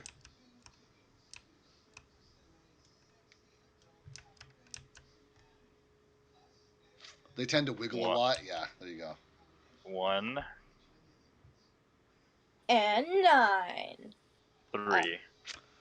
Between the two of you, you both are able to scrape up. You know, it takes. I mean, are you guys willing to spend a half hour out here picking up coins? Heck yeah. Sure. Yeah. Then with your respective rolls, that was a makeshift percentage roll, for if you guys were wondering. So Mary's rolls turned into a 96 or whatever it was, and yours turned into a 13, and that was going to be percent of the stuff you found. So you guys find essentially every coin. You know, it just takes you a while to do it. But you know, after about half an hour, you know, you look around, you know, 5-10 minutes goes by and you don't find any other coins, and you're looking at it and you know that that Corbin only had, you know, 100 or less coins to start with, and it looks like that's about right. You've got a little under 100 coins probably in this pouch, and you guys feel pretty confident you got most of them, if not all of them. Mary's gonna look at Tim and go, "You good to go?" Yeah, Tim's gonna put a couple of his own gold in there, like 5 gold. Oh, Mary's sweet. gonna look at him and kind of roll her eyes but smile, and then she's gonna shove the coin pouch into her bosom. Sounds great. As Tim goes to slide the coins in there, he has a very similar reaction to Echikaz. You know, he picks up, he pulls out and counts out 5 coins, and he holds the stack up, and he opens up Corbin's purse and goes to go drop them in, and it's like there's a rubber band wrapped around his fingers. He goes to let go, and there's just like it's harder than it should be, but like with a rubber band, you only have to open your fingers a quarter of an inch, and it's enough for the coins to drop out and they land in Corbin's bag. No big deal. Mary probably doesn't even notice that this took, because it only took a beat. It's a very internal process. She probably doesn't even notice anything different about it. Okay, and then I'm sorry, Mary, you had a response. You said something at the end of that. She kind of like rolls her eyes but smirks, so like jokingly, and then shoves the coin purse into her bosom. That's right. It goes into the bosom. Okay, so you guys are standing at your old tanning station in Charz's forest. I will pick it up here with you guys in a minute. I'm assuming you guys are heading back to the church. Actually, I should clarify. Yeah. Yeah. Then you guys will just end up at the church here in a minute. Art, we're back at you. You have a very drunk Corbin standing at the top of a cellar, looking down an 8-foot drop at this ladder. God damn it. Art's just gonna, he's gonna look at the ladder, see how far it is, and he's be like, "Alright, Corbin, look, big boy Corbin doesn't want no ouchie, right?" Just trying to talk to him like a 5-year-old. No ouchie, right? Alright, so what we're gonna do is we're gonna get you to bed. Now, I just need you to put your left foot turn around. He's gonna kind of guide him with his hands. And Corbin like turns around, but then he like keeps turning. He's just like standing in a circle, just kind of like spinning. And then he's just like, stop! No, don't keep going. All right, we'll go around one more time. It's okay. Comes back to center. It's like, okay. All right, you good, Corbin? All right. Okay. Now, I'll put your right foot on the second step of the ladder. You can do it as he's kind of like Art can is also trying to like hold him as tight as he can just to make sure he doesn't fall. I got you, but you're only going to be able to do that, for the first couple rungs. Then he's going to get too Yeah. low for you to. Because I'm assuming you got At him like under his armpits or something. You're Yeah. Yeah, because trying to get him Art, down. at least if he can get him halfway, then he would only have to fall like 4 feet Okay, as that's- opposed to 8 feet. That's good. Corbin is going to roll a very heavily modified athletics check, Oh, or God. acrobatics check rather. Corbin slips. Please roll me a reflex save, Daniel. Oh shit. No, Corbin. Oh god. Corbin. Alright, 16. Plus your reflex. But shoot. Damn It it. should be on the left side, like under your stats. Oh, okay, I see. Plus 9, so that's 25. Yeah, you absolutely are, and you're strong enough. Corbin's a pretty spindly dude. The elf is, makes him a lot lighter. And he slips off, and you feel just his entire weight. You're, "Ugh!" And your hands drop like under his armpit. You're, "Ugh!" And you're like holding him midair. Do you have anything to say to Corbin while you're holding him midair? Art's just gonna, god damn it, like, kind of like, ugh. Alright, Corbin, just listen to me. Yeah, he's just, like, make eye contact with me, Corbin. And This is Corbin making, Yeah, he's Okay. kind of looking at you. No, Okay, no okay. urgency in his eyes, but he's looking at you. okay, we're gonna try that Like, again. Throw up. We're gonna we're gonna try that again. Put both your feet, because I'm assuming both of his feet now are like Or just dangling. in the- Yeah, they're just dangling. yeah, okay. So, Okay. so he's gonna like kind of like put his feet forward, try and settle his feet, and he's gonna like reestablish himself on the ladder. And he is gonna try it one more time. Oh god. What is Even Mhm. heavily modified. That is, it's just a ladder. That's enough for him to like grip, and it's not pretty, but like he yeah. gets down to Mhm. he kind of like falls down a step, but he like catches himself, and you feel all of his weight against you, and then he gets to the point to where like your arms are on the ground. Do you know what I mean? Like he's Yeah. only showing from the torso up, and you gotta let go. Yeah. And so you let him go, and he just like his head just gone. And you're like, "Ah!" and you like look over the edge in time to like see him like grab the ladder with his one arm, and then fly and like slam his back against the wall, because he's got like the ladder over here, and then and he like comes back, and he kind of like bounces off it, like gets his feet, and he lets go and like drops the last 4 feet, just kind of like crumples onto the ground, and like stands up. He like gives you his awkward thumbs up from the ground. Oh god. So he's fully fallen at this point, Yeah, right? he's on the ground, Right. but he only really fell the last couple of feet, so he's. Oh, he's okay. fine. Yeah, He's that's fine. That's fine. All right, Art's gonna be like, oh shit. And he's gonna kind of, wait. Did the ladder go down with him? No. He just like his feet lost grip of the ladder, but his arm didn't, and with his downward Oh. momentum, he kept his one hand on the ladder, but kind of like his body swung and slapped against the wall before he like was able to recover, basically. Okay. Because he only has the one arm, so we can't like grab onto the other side of the ladder with the other arm. He just kind of goes, Just- Yeah. So. Okay. Yeah. So Art's just gonna go down the ladder. He's gonna be like, shit. God damn it.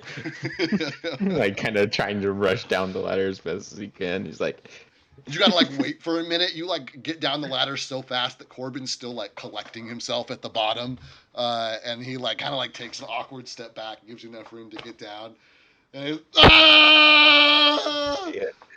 yeah, you good, Corbin? You good? I'm great. This is All right, Fine.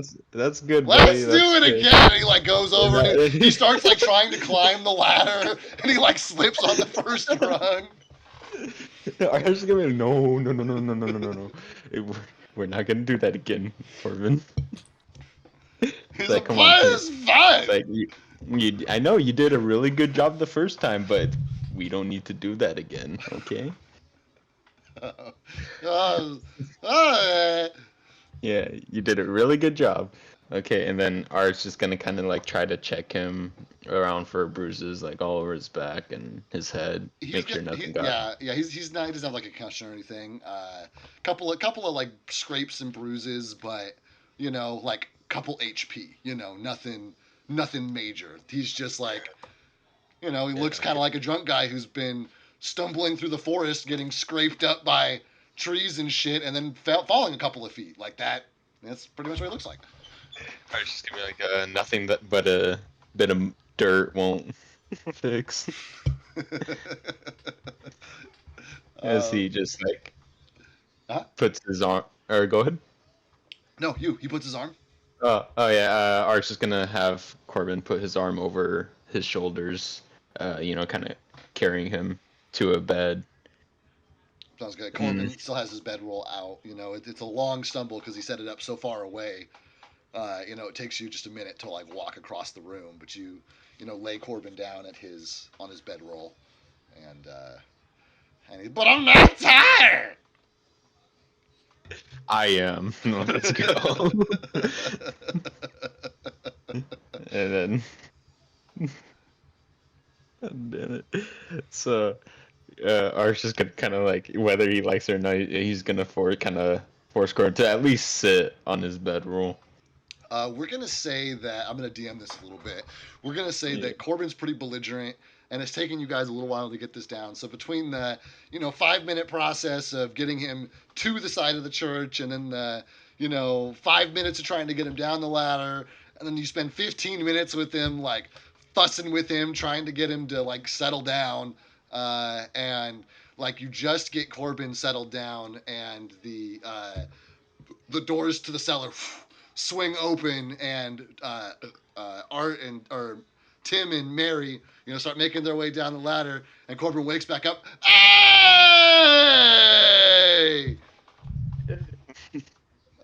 And you guys are all now back in the cellar. All right. Tim and Mary. Mary's gonna kind of hop up and down a little and go, "We got the coins." Make a little jingle jangle. Art's just gonna kind of like, he flopped himself down on his own bedroll. He's gonna be like, "Thanks for the help, guys. I'm sure it really took a group effort to get together all those coins, huh?" It did. Need people with an eye for cash. Can Mary take a quick look at Art's forehead? At Art's forehead? Yeah. Yeah. What are you looking for? Like little kiss mark that never got wiped off. Yeah, but he slept, and it was a faint kiss mark, and assuming he rolled back and forth on his pillow like a couple of times. Oh, I was imagining this was Mary's long-lasting lipstick, CoverGirl style. At the end of your day, Mary, I don't think it's transferring that well at the end of the day. Maybe when it's wet. I did not hear you say, I apply a fresh layer of makeup or of lipstick and then give him a kiss with my still wet lipstick. I heard, I give him a kiss with my lipstick I've been wearing all fucking day that's dried out as shit because I've been wearing it all fucking day. So, I got a girlfriend, man. I know about makeup. Get out of here. Dang it. Oh, so there's no little lipstick. No, I mean, I'll be generous and say there's a faintly pink smudge that, is the same shade as your lipstick, but Mary's does not resemble it. And I go,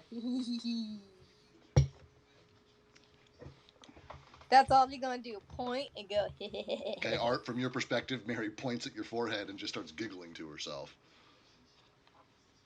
Art's just gonna be like, "Why are you so happy?" As he's just like kind of ready to pass out, or not pass out, but he's like too tired to even get up. Yeah. He gonna go, you got a pink forehead. Or just gonna what shit. He's probably thinking like, shit, did something happen where like he accidentally hit his head with Corbin or something like that? So he's probably gonna like try to check, rub his hand against his He's- forehead. Mary's gonna kiss her hand and go, mwah! Like, do the blowy kiss thing. And then he's gonna realize from last night, because like even from last night, he doesn't even remember if it was a dream or not. He's just gonna be like, ah, like, whatever. Hmm. Oh. On a serious note, we might need to get a bucket for Corbin. Why you mean? Like, Arch is gonna be like, you guys can handle that. I'm gonna chill right here Hella for a fast. You guys can. Mary's gonna look towards Tim and be like, well, you reorganized. Did you find a bucket? There's probably some. There's probably one. absolutely a bucket down there that you remember. You remember right where you put it. Okay, Tim's gonna grab that bucket and go set it down by Corbin, and I think he is going to. And Corbin like turns the bucket over, starts hitting it, apparently like a drum. Ah! Okay, maybe he needs more alcohol, then he'll pass out. Mary's gonna look and be like, that's how you get alcohol poisoning, Tim. Would your heals work? Ooh, that's a good question. Would healing work? It's a great question. Has Tim ever tried to heal a drunk person? I don't think so. Well, You Tim will does give it a not try. know. An attempt will be made. Okay, Tim is going to try to heal Corbin. And what's the name of the spell that your potion is? Cure light wounds. Okay. I'm pretty sure I know how this works.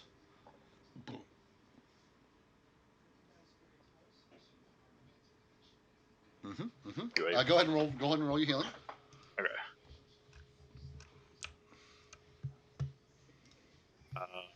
11 health.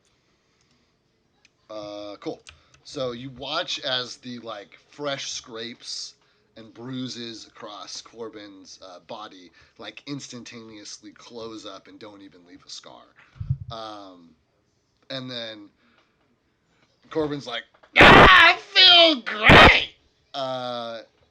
Still obviously very drunk. Well, that answered our question. Mary's gonna can Mary do some type of a wisdom check to try to think of any drunk person remedies? From her life experience. Yes, you can. Please roll a wisdom check, insight check, whatever the fuck they're called, to see what you remember. Okay. So that'd be a D20. Yay, it actually rolled. Plus your wisdom modifier. 15. The wisdom modifier, it's just the one next to wisdom, right? Yeah, so you have 12 or 13 wisdom. Yeah, so 16? 16 is enough for Mary to know that alcohol at its core is a poison. And really, all that being drunk is a very mild version of being poisoned. But that's she knows that there are a few local remedies that involved various fungi and flora out of the local forest to Breefield, but none of that flora. You have not seen any of that flora around here. So you know of, ironically, yes, you know of a couple remedies, but you don't know how to get those materials here. Well, we ain't got the ingredients I need to make the cure, but... So, Tim, hear me out. Mm-hmm. Being, alcohol is similar in effect to a poison. You drink a lot of it, it kills you. You drink a little, it just makes you feel funny. It's a light poison. Yes. Being drunk is being poisoned. Yes. Normally, to remedy poisons, if you can't cure it, you gotta get it out. If it's not in the blood already, otherwise you neutralize it, but yes. Mm-hmm. So all I'm saying is, you hold the body, I'll put a finger in the throat, and we solve this situation right here and then. Tim looks at the floor that he had swept just 24 hours prior that is clean enough to eat off of. We got a bucket. I'll help clean it up. If it spittles. Miko might eat some. Probably would. Yeah, honestly. My He's a dog gross can vomit motherfucker. He places. probably would. Yeah. That way, kill two birds with one stone. Get sleepy after you vomit. He goes to sleep. And then he never does this ever again. What are you guys talking about? I was like, dude.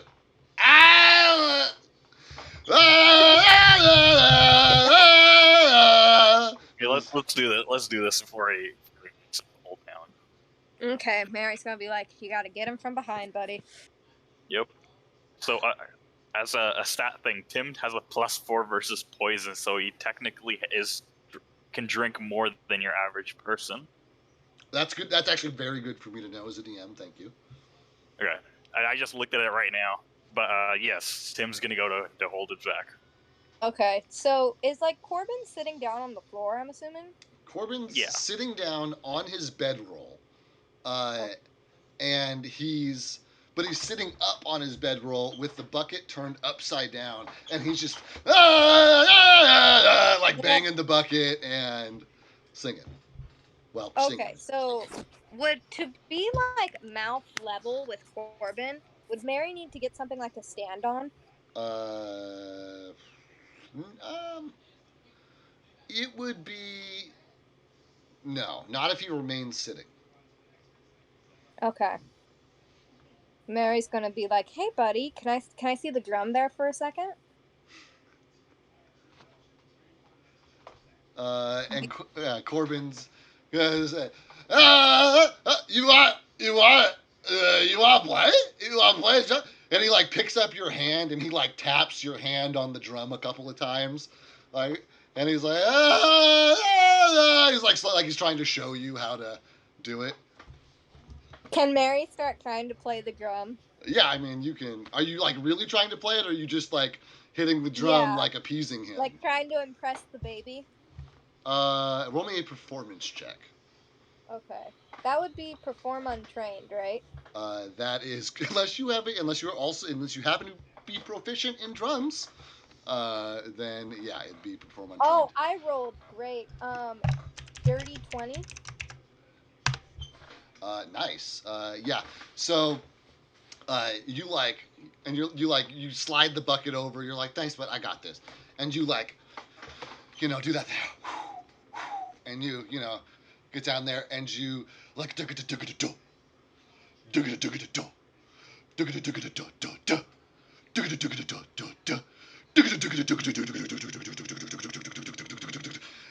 Art and Tim just look on as Mary's little hands and arms are moving at the speed of light. There's it sounds like she's hitting it with something solid for these super sharp and you're but it's just her hands. How is she? And Corbin's just jaw on the floor, totally enthralled, very distracted. So Tim absolutely has enough time to get in position behind Corbin if that's what he's trying to do. I'm not really clear on what Tim's trying to do. That's the plan, and I think he's gonna give a motion to Mary to all right, ready the bucket, as he's gonna stick his finger in while his jaw is dropped. Oh no, Mary's plan was to shove her whole little baby fist in. Because someone has to hold you, and then the other person has to be the finger in the throat, because you have to be able to go in from the front. I've done this before, so finger in. Yeah. Do you want to Okay. be okay? Mary's Matthew McConaughey bongo style. I'm imagining. Right. Yeah. Whatever you want at that role, you can play it however you want. That's great. Mary's just gonna keep doing that until I guess Tim's ready to go. Tim is ready to go.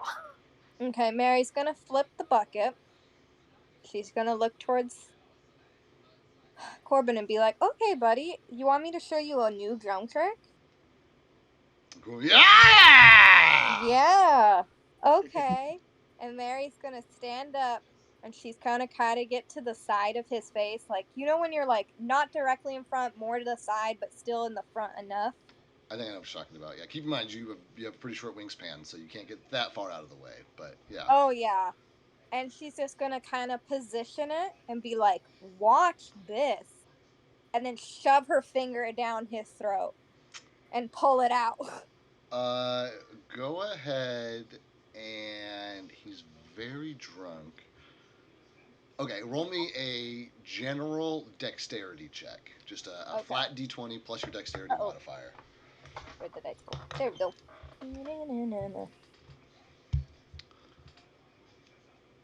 Also, one of my Oh. buddies from my other D&D night is watching us play D&D. That's fun. 5 in total. What's that? Could, Oh, that's 5 5 in total? Could I use my point thingies that I had been given? The inspiration? Yeah, because I don't want to deal with the vomit. You can use your inspiration on whatever you want. You're I'm gonna doing waste that. on that? It's Daniel, Mary's inspiration, and she can do with it what she will. I just ate Cheerios, and like I will throw up if we talk about this. 17.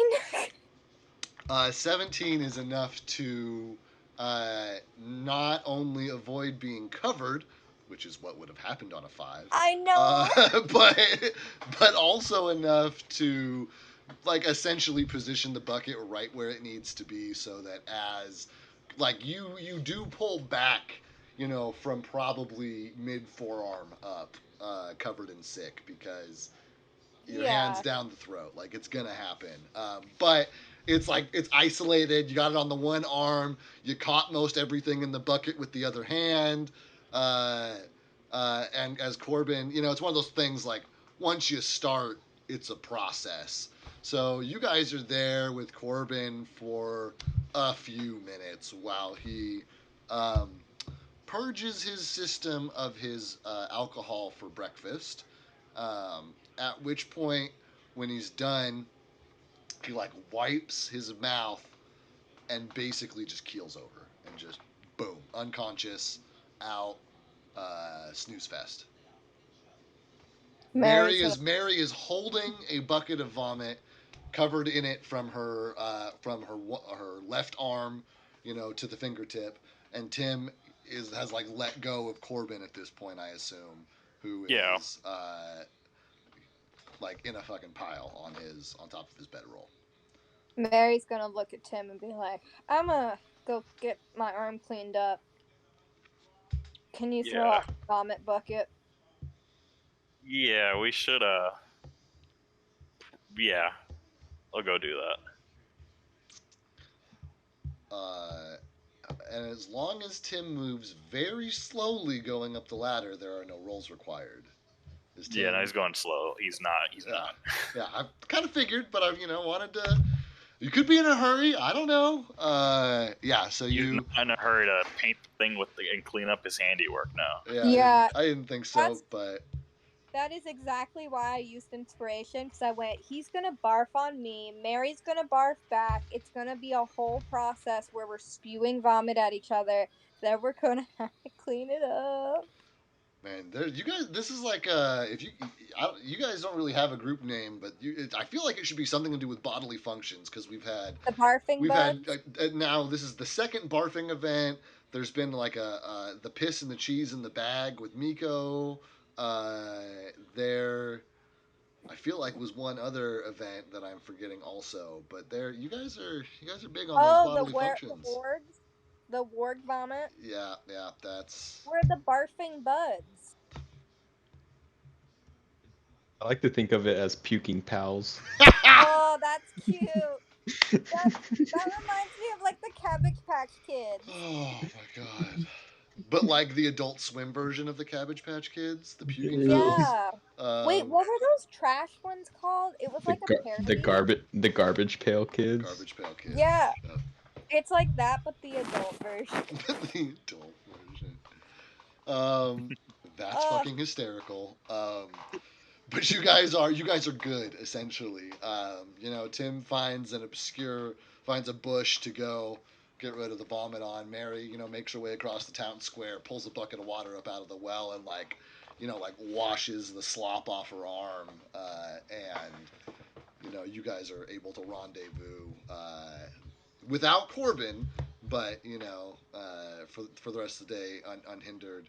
We're gonna say at this point, you guys got a pretty early start on the day. It's like midday, 12, 1 o'clock, something like that. Mm-hmm. I think once they're back, reconvened and everything, Tim's just gonna be like, okay, I think he's gonna be out for the day. Probably just like leave him a note or whatever, and then head over to Charizard's because I know he wanted to talk to us today. True. Oh yeah, huh?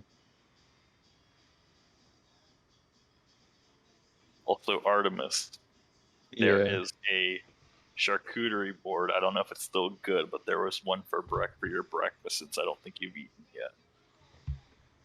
Oh, it's just gonna like. And he's just gonna point to the board that he had set down like on the floor. Or from just like being dead, like laying down, being all tired out from dealing with Corbin, he's gonna shoot right back up. All excited. Art be do loving his breakfast. Oh yeah, he loves his breakfast in any time of the day, and so he's gonna go for it. He's like, yeah, he's gonna pull it out. He's gonna be like, "Thank you so much, thank you, Tim." Oh, he's like, you can see he's really happy. Like the trick is to season your food. Season. And remind him what exactly is on this tray. I think it was basically rations with some seasoning, like some salt, maybe a bit of pepper, and then a bit of like Tim's cheese. Or it's just gonna be like midway into like eating the food, to be like, "What's seasoning?" And I'm going to give this to you just because I want to put it in. Art, like halfway through, like after saying what seasoning, like goes to go pick up another hunk of cheese, and like really looks at it for the first time, and there's like little ridges on it, like it might have been gnawed upon by a small creature. Oh no! Fuck! Hey, the rats. That you guys had fair warning and knew were in there from like 2 sessions ago. Yeah. That you just moved everything and disturbed all their hiding places. Yeah. Oh. No. Art. Art's just gonna look at that and immediately spit out all he has in his mouth, and just like he's gonna try to kind of like gag a little, not fully throw up, but he's just gonna be like he knows that that shit's in his body. Okay, I don't think Tim saw this. So as far as he's concerned, he's just seeing Tim or not Artemis spit up everything at the mention of seasoning. He says, "What seasoning?" and then immediately starts spitting everything up. That my God! Actually hysterical. Do both of you gentlemen have inspiration? Because that's fucking funny. Yes, I do. Oh my God. This reminds me of the whole like stereotypical white people don't like seasoning. Oh man. Oh. Okay. Okay. So as a recap, real time. Oh yeah! So excited about breakfast any time of day. Runs over, starts eating it. Tim barely has time to say, "Yeah, man, you gotta like season your food. It's about the seasoning." Art like stops eating for a moment, says, "What seasoning?" and then like goes to go back to eat, and then starts. So the whole thing probably took like 15, 20 seconds.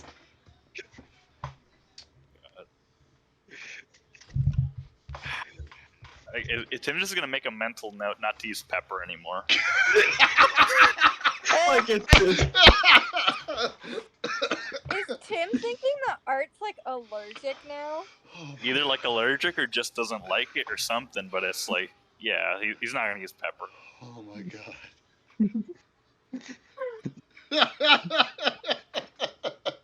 Oh shit. Tim's just like whenever you're just like kind of awkwardly like whenever you're done with that, we can go over to Charz's. Wait, is Mary seeing all of this? I mean, it depends on. Yeah, you know what? I'll be generous. You had time to get to the thing and back before Tim offered the charcuterie board. So we'll say you like came down the ladder as Tim was like, I made a charcuterie board for you, and so you basically like came down the ladder, watched this interaction happen, and then Tim go awkwardly, well, when you're done, we can go to Charz's. Mary's gonna look at Cart and be like, "You good?" He's just gonna be, he's kind of like panting, kind of like, He's like, the rats. You ate a rat? He can't like explain himself because he's so like grossed out. So I Tim's guess gonna look. that's up to your guys' interpretation. Mary's gonna look at Tim and go, "Did you feed him a rat? No, I just think you didn't like it. What'd you feed him?" A ration with seasoning. I think he thinks it's rat food or something. Comparing it to rat food. Like that's all that there was? Like you just gave him rations? Yeah. I thought. Then, huh? Wait, It's about the presentation. I thought you gave him cheese. There was some there, but I don't know. Mary, It's whatever. It is whatever. He's It is gonna go whatever. and be like, you left that out? It is. Not for long. It's whatever. We can go to Charz's. Tim's just at this point. He's not going to be receptive at this point. Mary's gonna be like, Tim. His feelings are probably hurt. He doesn't know what happened. Yeah. You left that out in a basement? Like, the rats probably got to that sucker. It's whatever. It doesn't. No excuses need to be made. We're good. Oh. Mary's gonna look towards Art and be like, "Are you okay? Did you eat food? Did you nibble on the rat's food?" That's him dying, by the way. That's in character.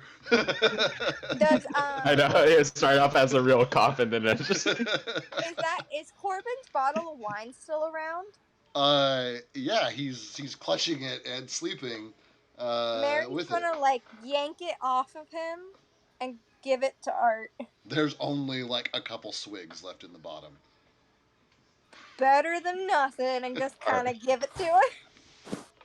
Art will take it, and then he just like, after he's done like chugging that, which is probably just like a few sips, and then he's just like, I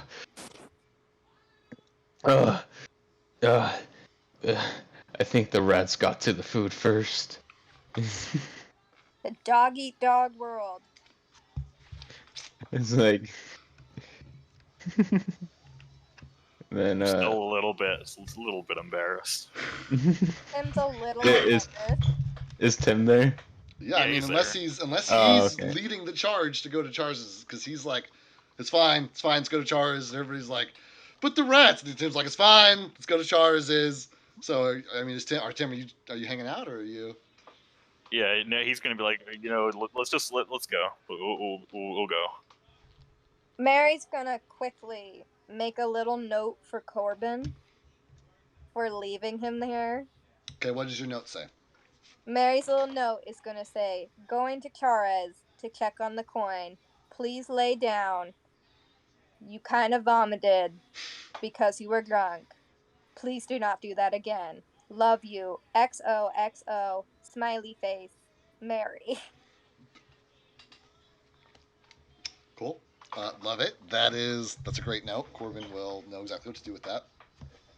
And without further ado, it sounds like the party is going to make their way up the ladder, around the building, and back past the town crier. I think everybody's walked past the crier at this point, except maybe Tim, who is, calling out all the stuff that I was, talking about before. Blood Moon, casualties in the 50s, bodies snatched away, strangers bring magic user. As you guys like make your way back. Can Mary try to like intimidate him with a glare? Scare him shitless. Yeah, roll me an intimidation. She's annoyed at this. Oh, the dice on occasion has done this where I do it on the tower and it flicks outward. Interesting. Okay, 12 plus what's my intimidate? 10, 22. And you're just mad dogging him. You're not saying anything. Yeah, I'm mad dogging him. Okay. And he's like, strangers bring, and he like makes eye contact with you, and he's and you it gets to the point to where your neck would have to be like turned awkwardly to keep mad dogging him. So you have to straighten out and keep walking if you're not going to just stop. And as soon as your like head turns back around, and he like, you can't see this, but he just kind of like watches to make sure, like looks at you guys go past.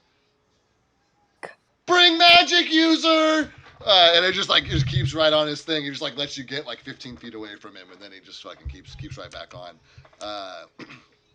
And you guys make your way past the town center where the crier is, which is actually not the center, the government building, town hall, I guess is a better word for it. To the footpath going through the forest, and Art is remembering, running through here nervously looking for Corbin, and then trying to get his drunk ass back through. And Mary and Tim remember. Oh, I know. I guess Tim would have heard it when he came through to get the coins. Mary and Tim here, are like walking into the clearing for the first time. Tim realizes that it doesn't smell like fucking Warguide because it's not out here anymore. And you guys make your way to Chariz's tower.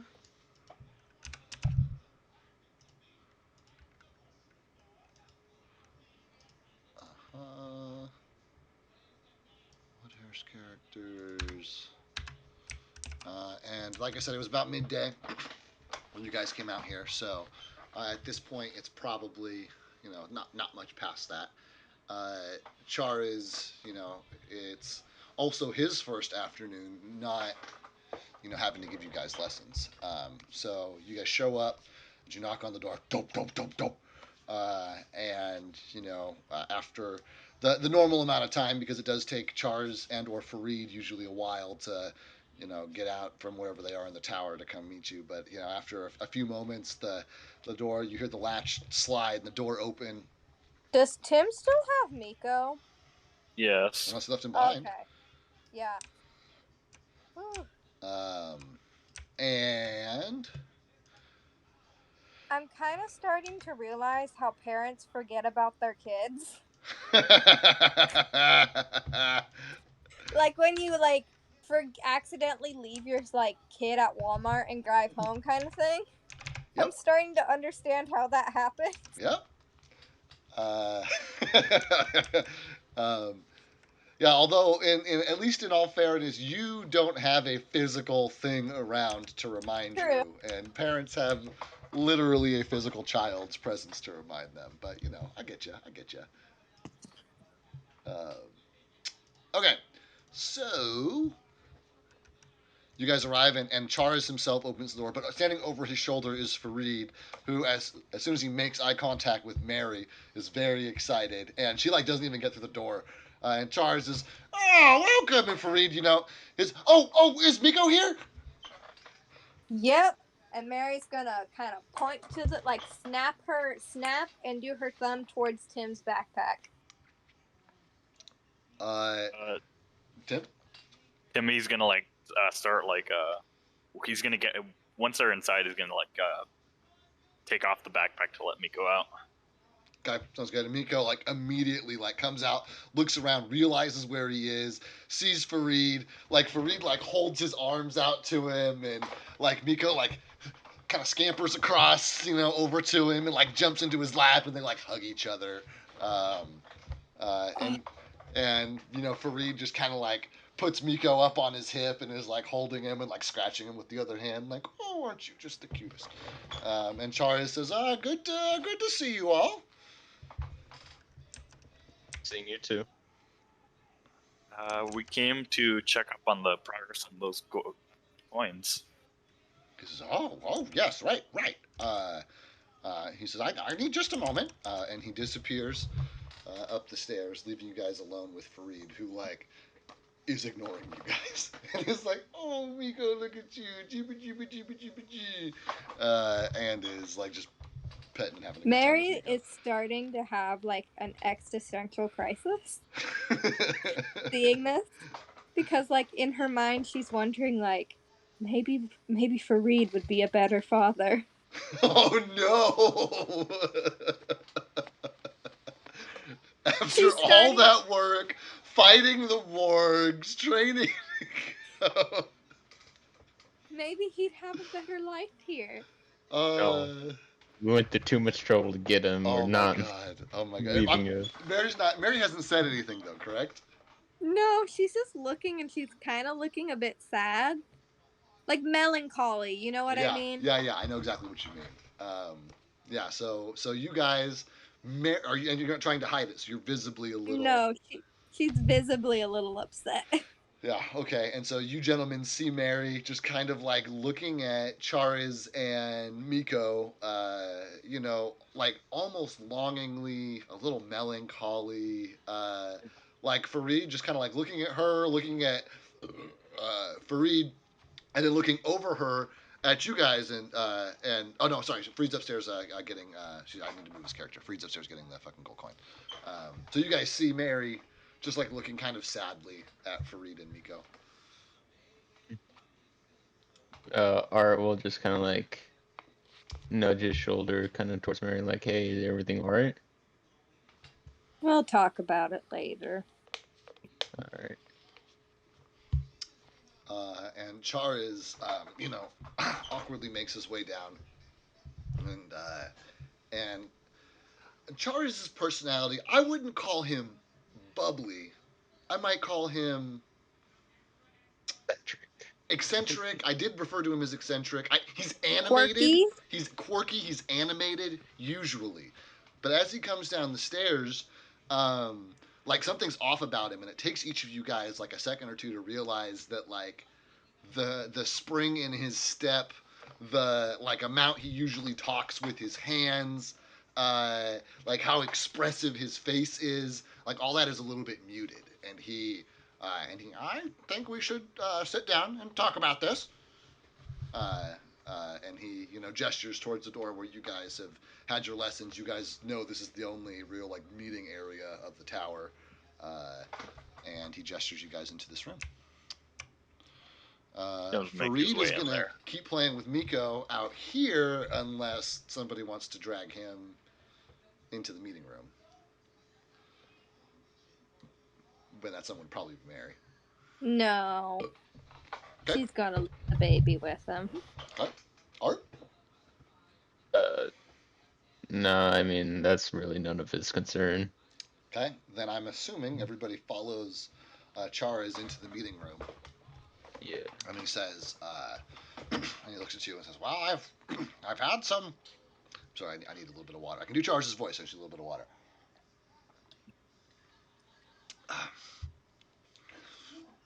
So, well, you've all given me some time to examine these gold, and he says, I'm sorry. If you would just one more time tell me how you acquired them originally. Well, There was a tavern owner in Woodhurst that we offered to take a few of them off of her. Pretty much since then, every time we've killed or been around dead bodies, the necromancer has shown up, and he's basically pays us in kind for the amount of bodies there are, with the most recent example being the massacre at the Blood Moon. yeah. It started out as like a bar fight. went more deadly than a bar fight. Few people died. He showed up. She was like scared shitless. Tim offered to take the coins so that she wouldn't have to. And that's basically how it started. And Char's like Yeah. is like listening very intently to you. I'm sorry, Art. Do you have more to add? Oh no, he was just gonna say like, and we have had no control whether or not he has, in which we have been granted this, but he just comes every time there is a death or a massacre. Um, and we just tried to save that poor old lady. And he says, and you took them from her. You didn't take them from him. Well, you must have taken some from him at some point. He took some from her initially, and then in that same afterwards, next time we showed up around him, I took some from him because it was presented as a choice, but I very much felt that if I did not take them, it was going to lead to my demise. Likely so. Likely so. And he says, well, and then, sorry, you actually been pulling this up while I was having you guys recount that story. I don't want to miss anything, so I wrote down what Charles is going to tell you. Give me a second. Okay. So Charles looks at you guys and says, well, that makes sense. And he says, you say that that he shows that he shows up every time someone dies around you. Now, have you killed all of them yourselves? No. No. Some yes, but some no. Because, like, we didn't kill everyone at the Blood Moon. Oh yeah. So, interesting. And he looks at you and says, "Remind me, how many do you have?" 63, not counting the 2 you have.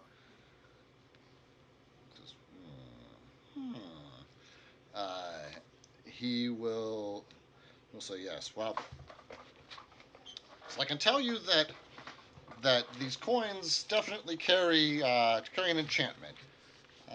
Some might call it a curse. It really depends on who you are. And he says there's some very interesting properties.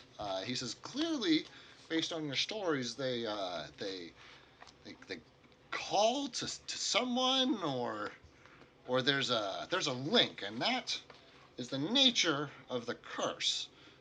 And he says it's because I can tell you now, based on, I did not see the fellow myself, but based on your description and some of the rather wild tales of the townsfolk, he is most definitely a very powerful magic user, capable of such a curse, such an enchantment. He said, I would go so far as to say that it was sinister in nature. He says, usually, in my experience, corpses are collected by necromancers and gravediggers, and he did not appear to be a gravedigger to me. Tim's at this point. Tim's gonna be like, I don't know if you spoke to Mara, but she said that he was a servant of Orcus, or he said himself that he was a servant of Orcus. And he's like a very furrowed brow, whereas normally this sound is more in the range, like it's much more gravelly and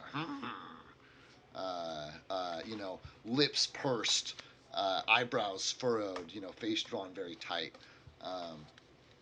And he says, I see.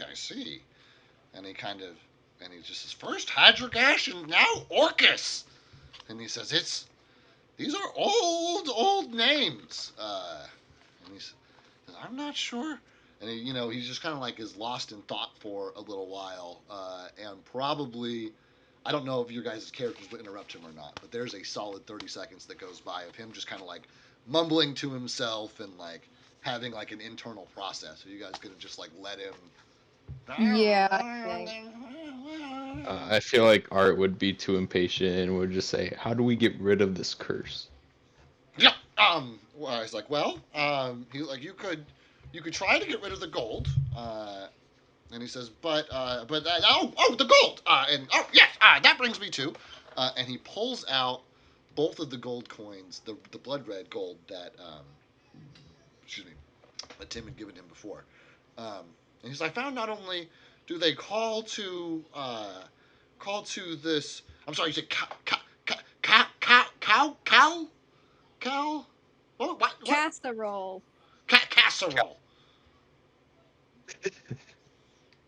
I think you mean Caliban. Oh, yeah, I'm sorry. Yes, Calorol.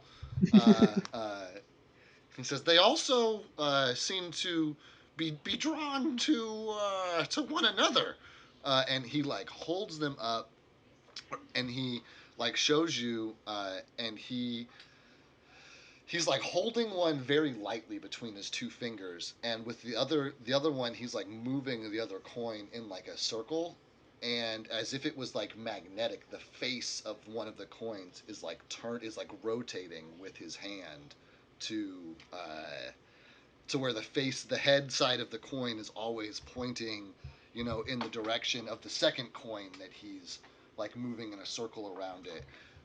And he says, and interestingly enough, and he like pulls out another coin out of his pocket, and he rotates it, and he gets it. He closes the gap. He has to get much closer. Whereas the first one, he's a solid foot away, moving this thing around, and this coin is like rotating in his fingers.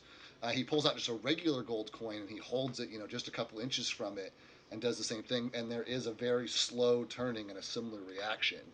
And he says, it seems to. I'm not sure how to describe it.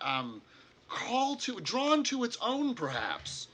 Um, he says, have you noticed anything different?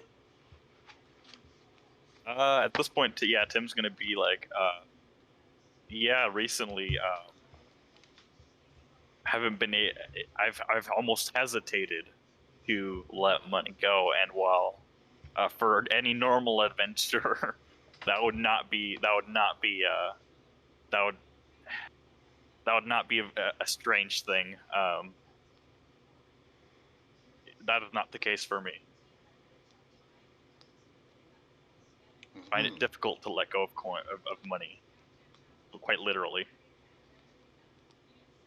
Mary and Art, I will remind you, you guys are in this room with them. Yeah. Do you Art, guys have anything to say? Art's just gonna be like, well, how long has this been happening? Was this happening when you handed me the coins yesterday? It's In that, only I would say, because I did move you guys through the coin collection process. Tim rolled really low. He only rolled 13%. So Tim only handed you a couple of coins. But I will say, Tim, that you did experience the same hesitation in those moments as well. yes, but I only started today with And I will remind giving. you that you've only noticed it as of today. I'm not sure how much gold you've been trying to give away over the last few. You've turned away payment, but you haven't actually physically given gold to anybody for quite a few days. You're right. I can only account for today's the only day I've given away gold.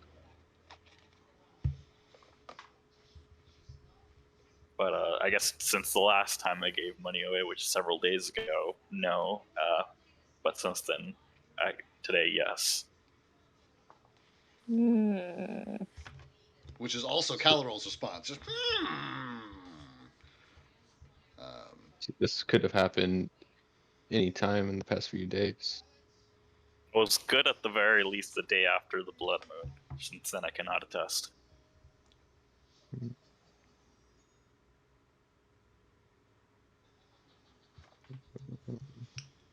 and if I missed you giving gold after the blood moon, then I should have narrated the same resistance. And if I did not, that was my mistake as a DM. Oh, yeah, because I paid Jakar and the people helping up with the Rusty Hand Axe after the blood moon. Oh, that's right. Because I couldn't remember if he took that payment or not. But then I remembered that you did pay. You did go around and pay everybody who wasn't Jakar, and I do remember that. So that process would have had the same, the same hesitation. But we'll retcon a little bit and say because it would have been, one of the first instances that you maybe didn't even notice it. But I don't want you to operate under false pretenses because I, as a DM, made a mistake. So I just want you to know that I should have put some kind of clue in that session for you, and I don't believe that I did. So that's on me. But I'm sorry. Back to your conversation. Okay. Basically, I can attest that before the blood moon. No, after the blood moon, I'm not so sure.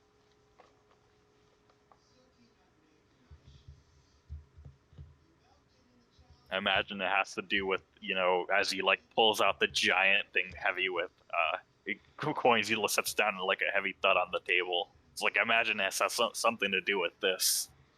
As he also just tries to let go of the bag and let it just sit on the table. And for that, I'm actually going to need an out because at that point you will have 0 coins on you, correct? If you let go of this bag on the table. 0 of the blood coins, yeah. Then I will need you to roll a wisdom saving throw for me as you attempt to let go of the bag on the table. Wisdom saving throw. Okay, I think it's a will throw. I forget. Will save is what they call it. Yeah. Yeah, will. Oh, dang, that's a low one. I was hoping it was Fortitude. That's a good one. Yeah, you do good with stinky stuff. You should have been skinning the wargs. That would have been... Okay, 17. 17 is enough for you to get the bag on the table and to let go of it but as everybody in the room watches this process, it's laborious. It almost kind of looks like if Tim were swimming in maple syrup and he had to that's the resistance that all of his movements are going through as he's slowly reaching through and setting the bag down, and he lets go of the bag and and slowly pulls his arm back like he's pulling it through sludge, but he is able to drop it on the table and stand there. But this is weird. This is weird behavior. Imagine his arms also shaking a bit and sweating.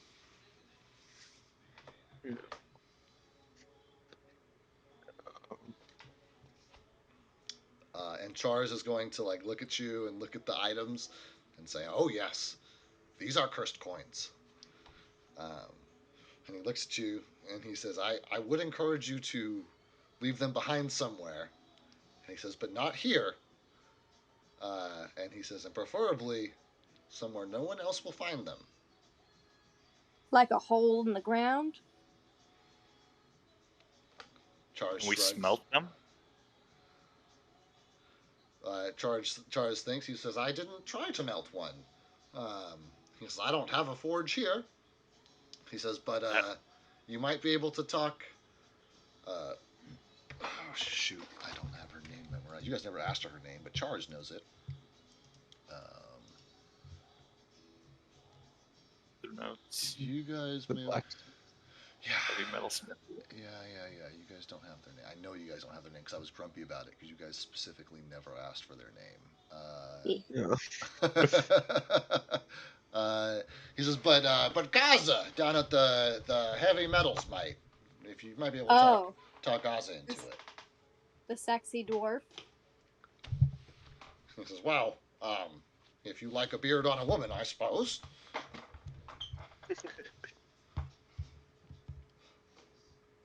All right. Well, We'll go. We'll go down and talk to them. He says, "Oh, okay." And let me give me the DM just 1 second to make sure that I got everything.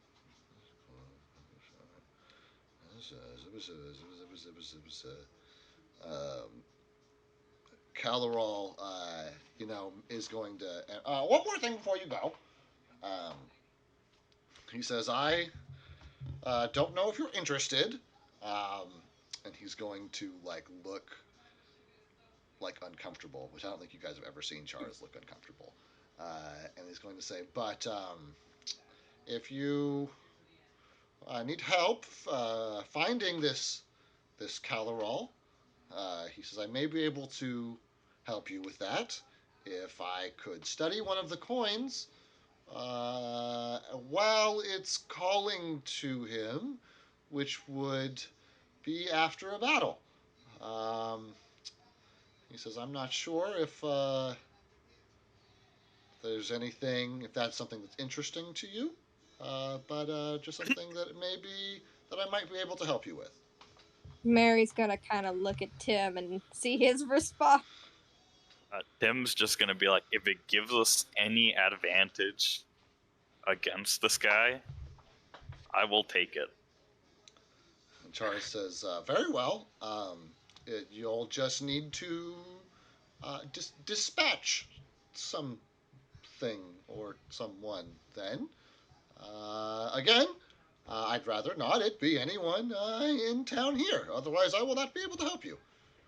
Wait, are you saying we have to sacrifice someone? I'm saying that if I can, and he's trying to be really diplomatic about this process. He's looking for words, He's I'm telling you that if I am able to study the coin while it is actively calling towards its enchanter, I may be able to help you locate him. Okay, so we gotta go out, pick a fight with someone, kill him while you have the coin. So, go And raid a goblin den kind of thing. And I have Or to know something. what's happening so that I can study the coin at the same time. How would we keep in contact with you for that?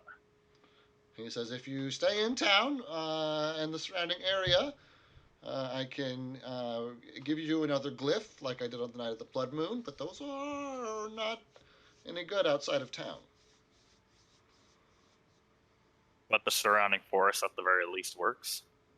He says, I haven't really tried much farther than that, and I suppose I cannot guarantee it."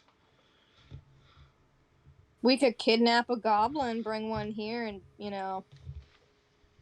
bada boom, bada bing. And goblin his eyebrows raised. He's like, "That could work." Shit, that's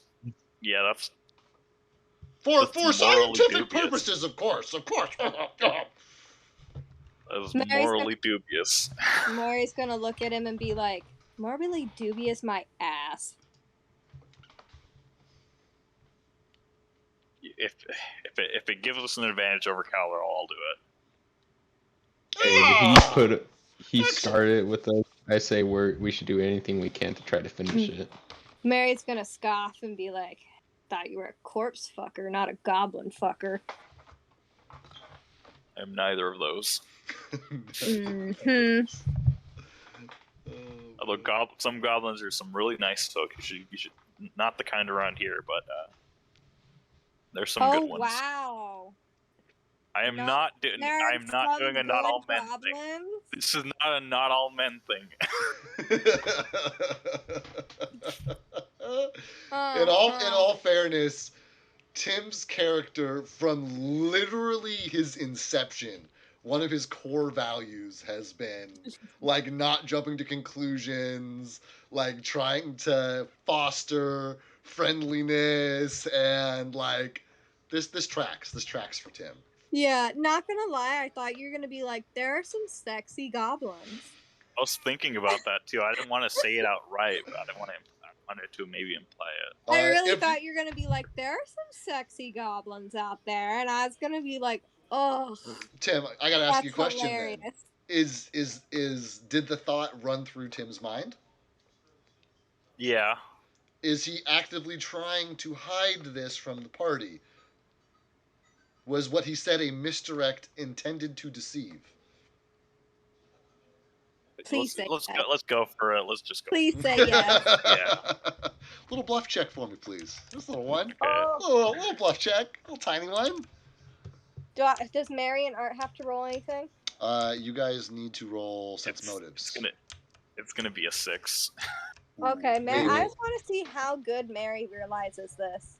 Well, and keep in mind, you can't like read his mind. The best case Oh, scenario yeah. here is going to be pretty general information. What's your final, Daniel? Let's see. 1, It's gonna be 2, more than 3, 6. 4, 5, 6, 7. You 8. said plus sense motive. Yeah, plus your sense motive. 3 plus 6. Oh, that's 9. Oh, hold on. Okay. Okay. Sense motive. Mine's 9. What's 9 plus 18? A lot. A lot. Okay, 25. 27. so you have to beat a fellow player by 5 or more in order for them to be truly deceived in these type of situations. So because Art rolled because Daniel rolled so close, Daniel is like, that's a weird thing to say, and just like lets it go, and like whatever. Mary like is like processing and is like, it's a weird thing to say. It's a really specific thing to say, and she like not only gets the sense that she gets the sense that Tim has chosen that sequence of words very specifically for some reason, but for a reason that she knows he does not want them to know. Mary's gonna look at him and be like, "What do you mean? What's your deal?" I mean, and he's kind of stammering a little bit. As an alchemist, you look to the Goblin Alchemist for inspiration. Nothing more, nothing less. Can Mary use her like that one skill, like her? I don't know the term we'd use her hoe skill, if you will, to see if she's picking up like vibes. No, not in this Damn. instance, but that is I'm glad you went there. That's a good. If it wasn't against a fellow party member, I'd probably let you use it. Damn. But, Okay. But your guys' stuff against each other is supposed to be difficult because I want to basically not encourage it as much as possible because you guys should be fighting the bad guys. But I get for flavor stuff like this, it's fun. But so we're gonna say no, you can't use your skill, and that is an acceptable answer. Like there is truth there, and you. Like we're gonna bleed over your 20 some odd sense motive, and you you believe that if Tim opened his journal, he could probably point to a recipe and tell you the goblin that originally came up with it. Like you believe that sentence. Okay. As long as you don't want to fuck goblins, we're good. Of course.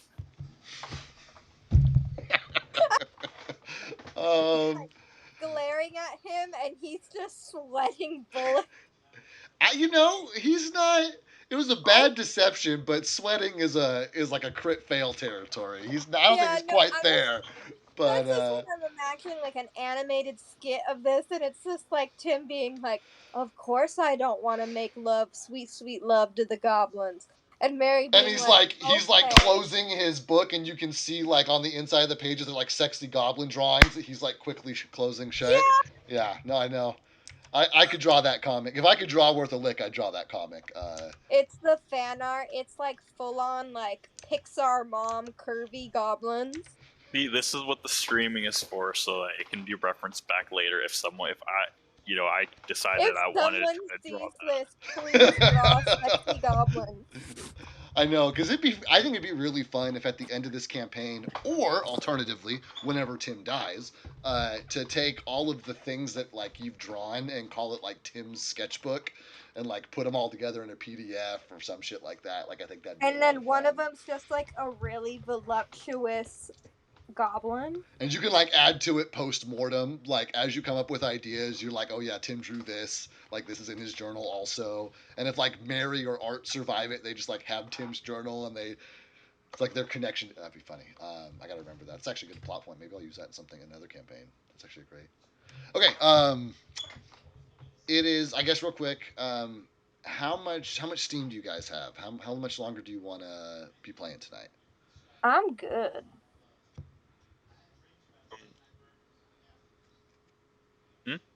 I'm fine. Yeah. Because if we can go for Yeah. another hour or so, I just want to take another fiver.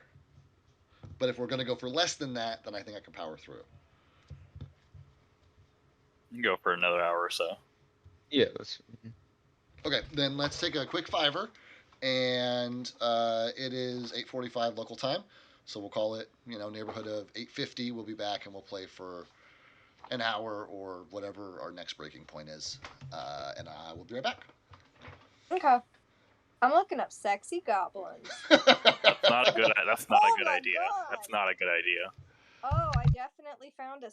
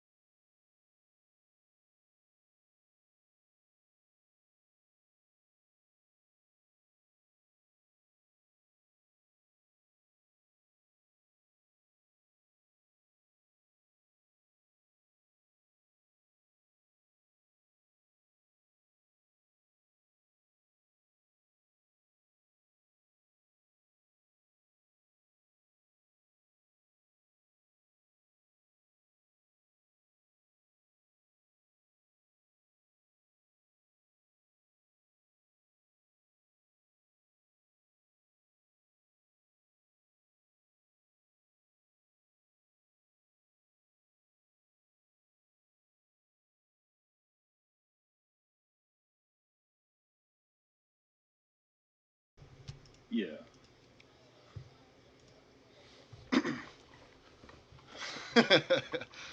You guys talking about goblins. Okay. Give me just give me just a sec. I gotta come back on the thingamajig. Bagow. Okay. We are back. And Yeah. what are we oh, we're talking with Chars right now. And Yeah. so Chars has told you guys that basically in layman's terms, if he can be studying a coin when somebody comes for a corpse, then he can probably tell you where the somebody came from. Tim is going to be like, do you want to do that today, this afternoon? You talking to Chars? Yes. Chars says, yeah, probably best to do it a new day. He says you'd get halfway into the forest and night would fall, and well, I suppose that is when the goblins are active. That's the plan. If we want them close to town, we need to kind of take a little bit of a risk here. I don't know if they'll be coming particularly close to town, especially so soon after the blood moon. And he says, but I'm sure that that they have a presence there somewhere.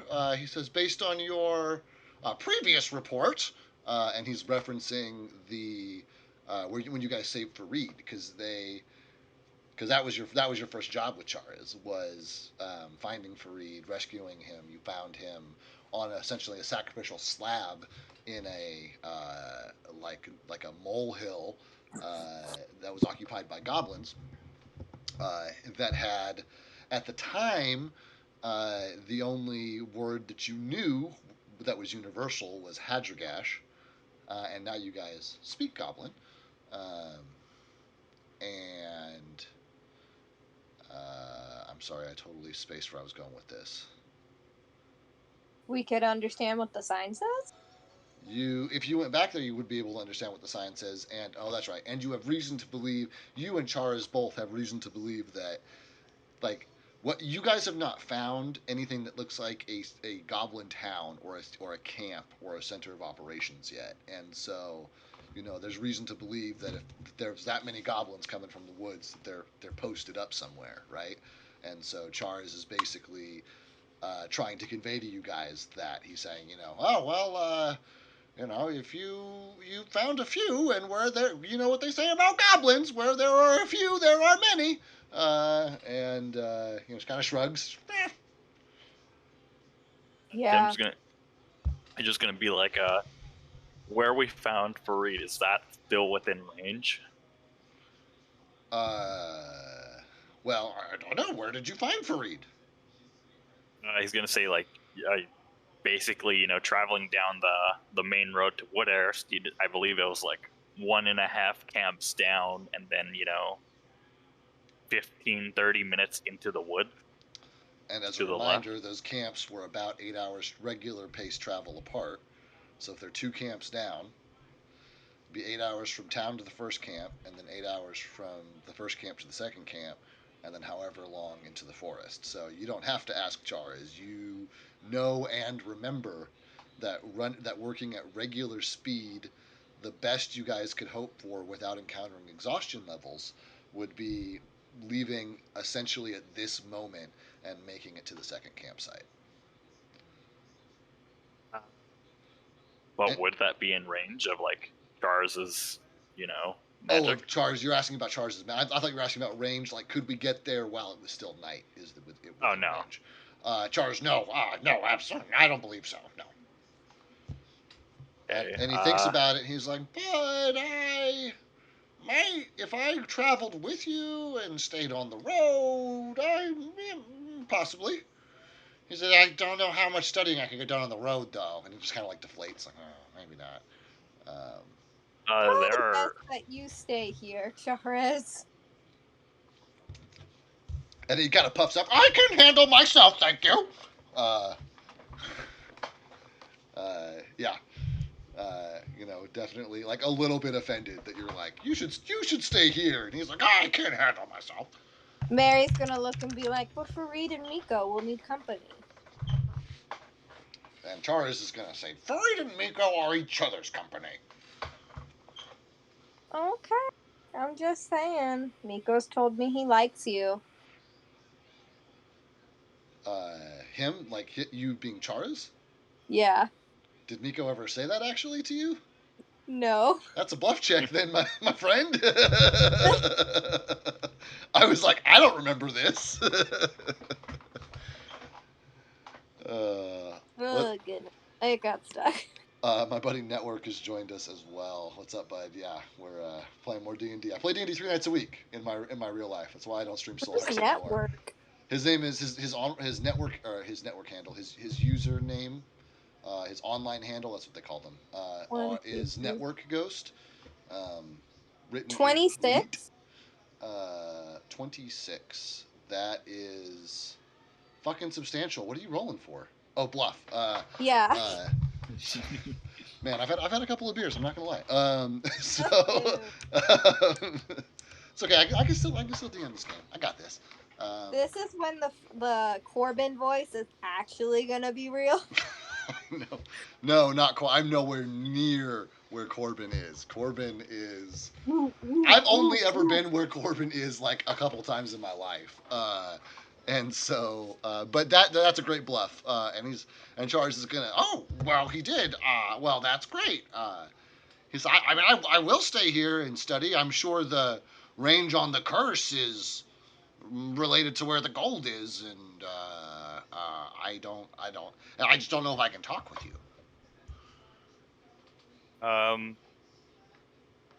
Quick plan. We get a goblin, we kidnap it, we bring it back here, I shank its little heart out, barbecue it, all that. You know, we kill it here or outside in the woods, preferably. And then one of us just comes and tells you, hey, we got the goblin. Chop, chop.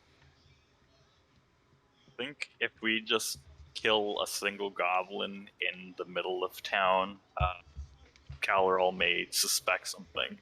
I think it does need to be in the woods. That's what I'm saying. In the woods by Chars's tower. Okay. Do you want to go out into the woods tonight and see what we can do? Not particularly, but if we must. And then Charles is going to make a comment to you guys as well. He says, "Oh, the Woodsman's Guild. I can't remember what I called them. There's two different ones. The Woodsman's Guild was talking about having some problem with goblins even before the Blood Moon. Maybe you check with them. They're in the town center. Is the guild hall, the local quote-unquote guild hall. It's pretty shabby compared to the other, because it's like the guild hall in Woodhurst, and is a large ornate building that exudes wealth, and the one in Port Sockis is literally gilded. The quote-unquote guild hall in Ruinswick is just like a building that might as well be the armory that a couple of local dudes operate out of. So like your characters would know that because you would have seen it, that the guild hall is like there's probably not an official merchants guild representative in that hall. Your characters would have reason to believe that. And he will say the Woodsman's Guild was having problems with the goblins even before the Blood Moon. You might check with them. I think that's what we'll do. I guess if you want, you can hold on to a few of the gold coins, and we can start them today, and then we can come back whenever we come back to let you know when we're heading out and doing the thing. And he reaches out to you guys and says, "Well, come here then." And he puts the glyphs back on the back of your guys' hands that have a rune on them, not unlike the Merchant's Guild rune. It's obviously different, stylized differently, and a completely different meaning. But it's that's a similar vibe. And he says, "Save you the trip out here. I'll at least be able to know when you're. I can at least tell when you're leaving. I know you're He's like, general location with these. Cool. I guess then just hold on to those couple gold rat coins that you have, and we'll take the rest back, and I guess start planning. And Charlie says, that sounds great to me. Just let me know. I have to know that it's coming so that I can study the gold. Okay. Okay. He says, is there anything else? Would you like a cup of tea? Lovely. Thank you. And Charles goes and starts like making a fucking pot of tea. And he's like muttering to himself, so you guys could probably get a couple of words quietly amongst each other while he's like off in the corner prepping his tea. I feel like Mary's still looking hella depressed. Oh, she's preoccupied. She got heavy thoughts on the brain. Mm-hmm. Tim and Art. I guess Tim's just going to be like, okay, plan is stock up on supplies, talk to the Woodsman's Guild, and then come back, let them know that we're heading out, and then just go do that. Yeah. We can go get started on packing. Yes. It is the Woodsman's Guild. I got it right. I'm sorry. Didn't mean to interrupt. You're good. Then I guess Tim's gonna turn to Mary like, you good? No. You want to talk about it now or later? We'll talk about it later. And Charles like turns back around and, he's a fucking wizard, so he doesn't have to wait for his tea to steep. He can do that shit magically. And he turns back around and like sets a teacup in front of Mary. And he's like sipping his tea. And he's like, well, he's like, this is all very exciting. Mary's just gonna pick up the teacup with both her little hands and start sipping on it. And it's like a small bowl to Mary because it's a human-sized teacup, so... Tim's gonna take one of those as well. Okay, sounds good.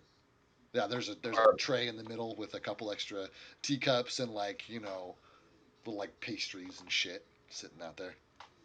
We'll grab like little finger sandwiches. Fuck Can Mary grab one of the little finger sandwiches and dip yeah. it into the tea? yeah, you guys can. That's why they're there. That's why Charles made them. Actually, Fareed made them, but that's why they're there. Yeah, and on that note, Fareed, you guys like catch Fareed like peeking in the door, and he just like sees you guys like eating the tea, like watch him like crack a smile, and, dip his head back out. Yes. Tim sees us like join us. So you're gesturing to Fareed to join you? Well, Yeah. I would hate to intrude. I mean, Not at all. Not nonsense. Join us. and Fareed walks in, and who has Miko? Fareed has Miko right now. Is that right? Fareed has Miko, yeah. So he walks in, Miko on his hip, sits down. Miko sees that you guys are eating, sees his little finger sandwich. Fareed, doesn't look up, doesn't ask you guys, picks up a little, finger sandwich, breaks it in half, eats half of it himself, and, feeds the other half to Miko as he's, hanging out in there with you guys. Mary's gonna, lightly smile, but, if you look past her little tinted glasses, you're gonna see, her eyes are starting to well up a little bit. That's real cute. Fareed's paying attention to Miko, and Char is a little aloof, so neither one of my NPCs catch this, so it's up to you guys. I think Tim sees this and realizes that Mary's upset because of Miko, but I think that's about all he's gonna into it. It's a fair assessment. Art's just gonna be enjoying his pastry. Oh man, God damn it, Daniel! You are committed to your character. I gotta hand it to He you. likes food, Oh man, after my especially own after heart. especially after that incident. He Oh yeah, dealing with Corbin. Yeah, I bet. Oh, and the rat incident. Yeah, yeah. that's not pleasant either. So Char's kind of turns to Farid and says, "It looks like we are undertaking another job together." And then Farid just kind of like looks up at you and cracks a joke. He's like, "Oh, who are they rescuing this time?" We're kidnapping a goblin. Oh, why? You know what? Actually, I don't want to know. Can you babysit Miko tonight? And he lights up. Oh, of course. We'll have such a good time, won't we? Oh, yes, we will. With that one little tear, it's gonna roll down the cheek. Just No. one. Oh. Oh.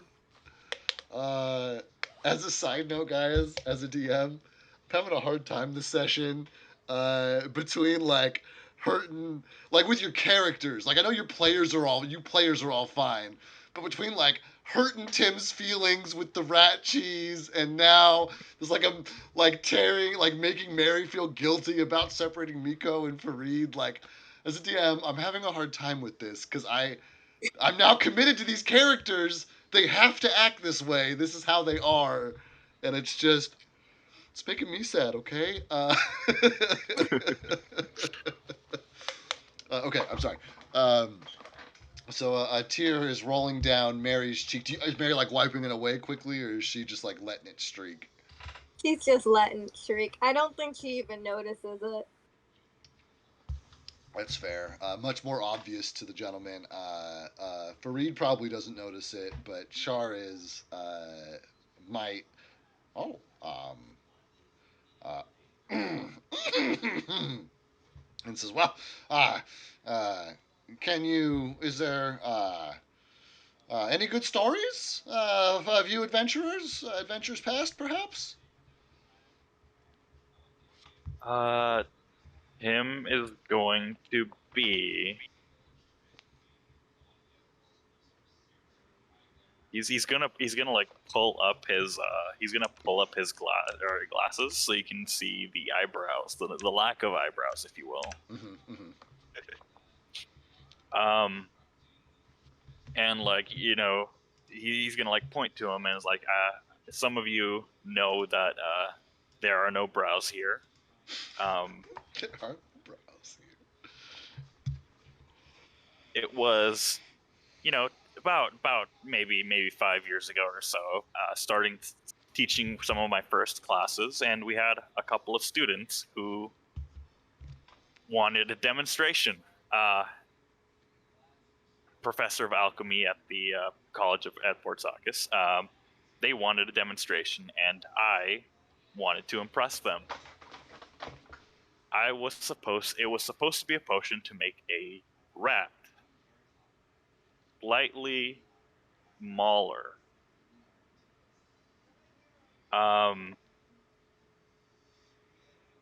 Somebody threw a piece of paper at the potion, or someone threw a paper at the potion. It messed with me. I ended up spilling it on my eyebrows,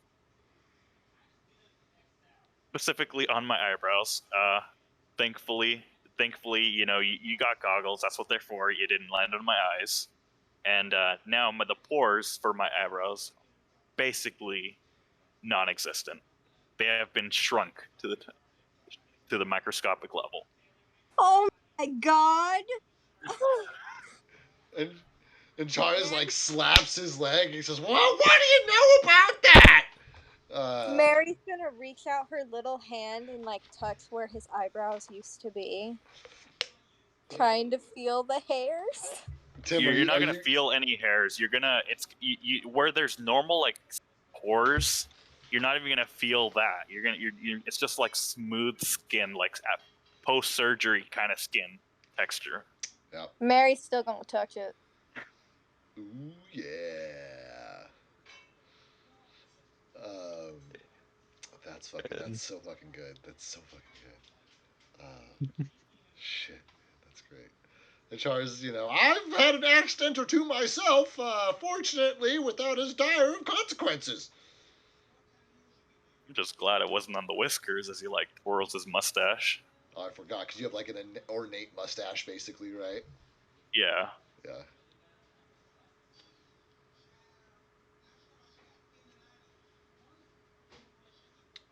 But no, go ahead. that basically, but that's the most interesting thing that's happened to me, of course. Like, well, that's quite the story. I think any of us can top that. Mary's gonna look up and be like, I got kicked out of my town because they thought I murdered all 3 of my husbands. And like, Did you? Fareed and Chariz are both like looking at you with that, like, if it was a cartoon, they'd be like blinking twice with the sound effect, ding ding ding ding, just like, okay. Mary's gonna take a big swig from the tea. Did you? What do you think? Did you just point? Did you? Mary's gonna look at Tim and go, what do you think? I think you have the capability of doing so. I don't know if you did. But do you think that I would have the emotional capability to do so? I have no idea. Take a best guess. No. No. Mary's gonna say yes. Mary's gonna smile and go, no, I didn't kill him. I was gonna say, is like, I think you talk a big talk, but, I should have killed the second one, but I didn't. Corbin's not there. If Corbin was here, he'd pipe up, the human, but he's not there. Yeah. Oh, fuck, that's funny. Okay, so you guys finish up your cups of tea. Have your pleasant conversation with Charles and Fareed to whichever extent it is pleasant. Fareed has agreed to watch Miko. Charles has given you guys marks in which the communication, as far as you know, is only one way, where you hear Charles' voice in your head. But he did tell you, which he did not disclose the first time, that this also allows him to basically track your location, at least, within the radius of the spell. And so you guys now have these glowing marks on the backs of your left hands. And, you finish up your tea. It's midday, as a reminder, so your mid-afternoon tea. Supper's around the corner here. And you guys can hang here as long as you want. And whenever you're ready to exit, you just got to tell me what the next thing is you want to do. Probably gonna exit and go to the guild hall. Okay, at the town center. Mhm. Is that consensus? Yeah. Wait, how late is it? It's mid-afternoon. It's 2-3 o'clock, depending on how long you guys stayed and chatted. So how long has it been since we let Corbin in the basement? You guys left him in the basement a couple hours ago. Okay. Basically, as long as you've been at the tower is how long he's been down there. Yeah, I guess so. Mary's still gonna be all glum, though. She's upset. Oh. She's in mourning. Oh.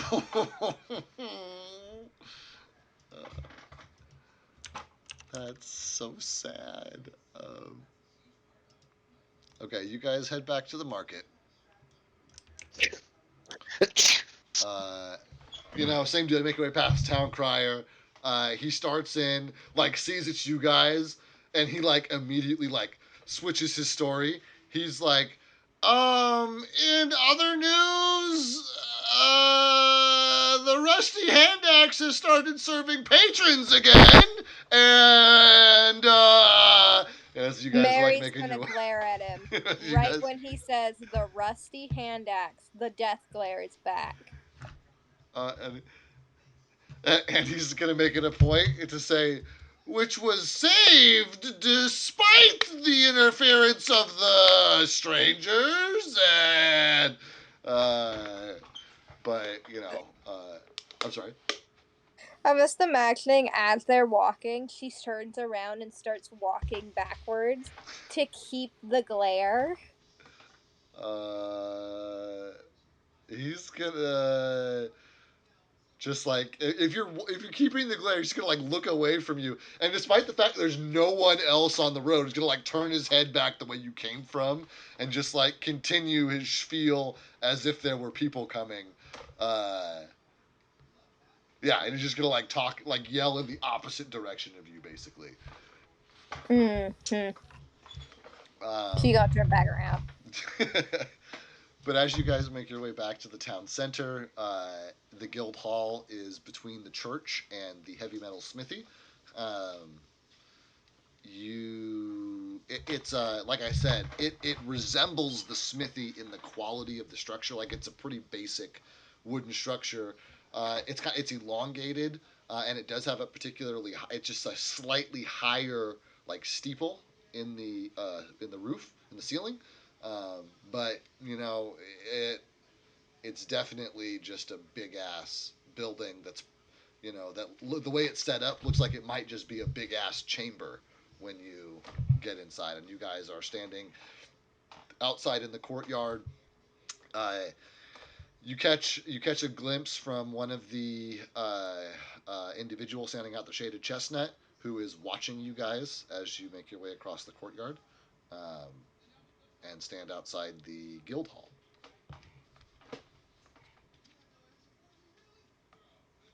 Are you gonna like? Are you entering the guild hall? Or are you guys like talking for a minute before you go in? So we just go That's- in. Yeah. Yep. That's fine. I just want to give you guys the opportunity. You guys open the doors to the guild hall, and you are greeted by, what must be probably 3/4 of the length of the building is literally just there's like a small entryway, and then just like a long corridor with nothing in it, like no benches, nowhere to sit, just like a long corridor with a single rug running down the middle of it, that is like forest green, and has a like tree with roots, um, not embroidered on it, in like a rich brown color. And at the opposite end of the corridor is a long table in the form of like a semicircle. And actually, scratch that. It would be a semicircle, but there are no curves in it. It's just like angular. Um, so it's like half of a hexagon. And behind it are, sitting at the other end of the table, are two humans, a dwarf, and an orc, all dressed in like, I wouldn't call them nice clothes because they're clothes that you would expect. They're like leathers with, like quilted vests and, intricately cinched, cuffs and, and soft leather boots. Um, that's like it's kind of like when you see an ad for Levi's and they have like cowboys, quote unquote, that are like wearing the right stuff, but it's like really nice. That's kind of the vibe that these guys are giving off in their attire. And then as a reminder, that is, from left to right, two humans, a dwarf, and an orc. Sitting at the long. Two of them, one of the humans and the dwarf are in the middle, and then one of the humans is on the left flank, and the orc is on the right flank. And they, you guys open these doors, enter into this building, and they, only the orc looks up at you. Everybody else has like papers in front of them that they're working on, and he only looks up at you all for a moment over his spectacles, giving you the over the top of the spectacles, down low on the nose look. Before picking his spectacles up, and finishing writing and squaring up his papers, and just crossing his hands on his papers and straightening up. and I mean, you guys have 30 feet, 40 feet between you and the table, and he just kind of is sitting there looking expectantly at you. Tim at this point, I think, is going to start forward, kind of raise his hand to like flag him down, and basically start walking towards him. Once he gets close, he can like ask it. Like, I was wondering if I could speak to representative of the Woodsman's Guild. And the orc looks at you. One of the humans, you catch him just like glance at from his paperwork at you guys and go back to it. The dwarf has not looked up from what he's been doing at all. And the orc, looks at you and says, "You are speaking with the council of the acting council of the Woodsman's Guild." He gestures, he sweeps across the table. "We are all representatives and make decisions jointly." And he straightens up and says, "I am Kogan." He says, "What business have you?" Well, Co, we heard you got a goblin problem. And at this, the dwarf, who has not looked up yet, says, "Aye! We have a goblin problem!" And says, "And what are you going to do about it?" Oh, well, I'm gonna go up to him, and Mary's gonna start speaking in Goblin. Tell him to fuck right off, and then kill them. All saying that in Goblin. Okay, so you said in Goblin, I'm going to tell them to fuck right off and then kill them. Yeah. In Goblin to the dwarf at the council. Mm-hmm. And the dwarf is just gonna, because he hasn't looked up yet, he's gonna be like, "What?" And the orc is going to say, I believe the dialect is Goblin." And one of the humans is gonna look up and say, "Yeah, something about murdering them and something or other."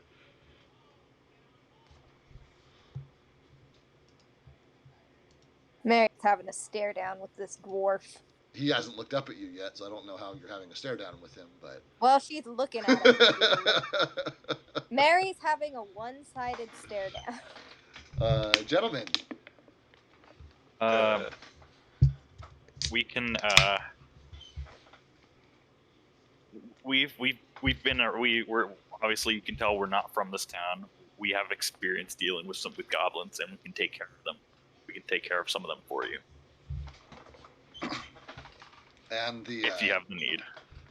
And the orc says, "Yes, we do have the need." Says, "Is there anything that you need from us?" I'm sure you require payment for your services. You don't just do mercenary work for free. Yes. However, we kind of have a quick question. And the human says, "Here we go." Do you know if they have a main hideout, like a main location? And the human who's been kind of mouthy just sighs loudly, not looking up from his work.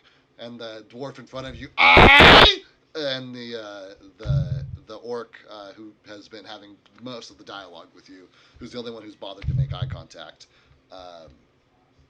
says, we suspect they are nestled along the western mountain range that has a local name that I know and is in my notes somewhere. And and I thought that was in character for a second, and I was like, okay. He did. He said it. He said the name, whatever the name is. I have it in my notes somewhere. He said the name. Dave is just not breaking character, despite the fact that he can't find shit in his notes. And he's gonna say, we've been having troubles. The deeper into the forest, we try and mill the wood, lumberjacking, timber working. Try and chop the trees down from. Because we have to leave some towards the edge, or we can't clear cut everything. Otherwise the business dries up. He says, but in order to But we can't go any deeper into the forest either because to be frank, we're losing men and orcs and the dwarves says, and dwarves. Like yes, and dwarves, and you get the idea. He says, and we are not. And he gestures towards Mary. Small or weak folk. We do not disappear or go down easily. So there are more. But it's your job to find them. Okay. She says, I can show you where the most recent loggers, thank you, loggers have gone missing. Tim at that mention's gonna like pull out one of his maps and ask them to mark it for him, like the general area. Yeah, sounds good. And I will. Let me see here. I will open that up. Maps and things. The regional map. He marks like about where the S is in Whitburn Woods on your regional map, which is probably, somewhere between the first and second campsites, headed east, or excuse me, headed west towards the mountains. I can't get to it right now, but it's not gonna matter. We're not gonna get there today. Right, but I wanted to make sure I said it so that I could put it in my notes and then I can remember it for myself.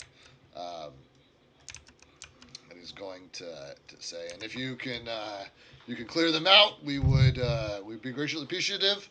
So we can provide you wood products or modest payment.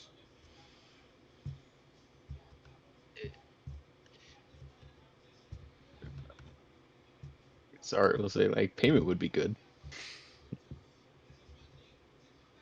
So, well, then we should agree upon the rate ahead of time. What are you thinking? What's standard commission for this type of job? And he thinks about it and he starts calculating and he says, well, and he turns to the dwarf and says, "What's a goblin worth these days?" And the dwarf says, how many did we lose then?" And the human pipes up and says, "I believe we've lost 4 loggers in the last 2 weeks." And it's like, he's like doing calculations. You hear the dwarf. So we pay them, and we pay their families. Let's see here, and the dwarf will probably turn and say, "I reckon,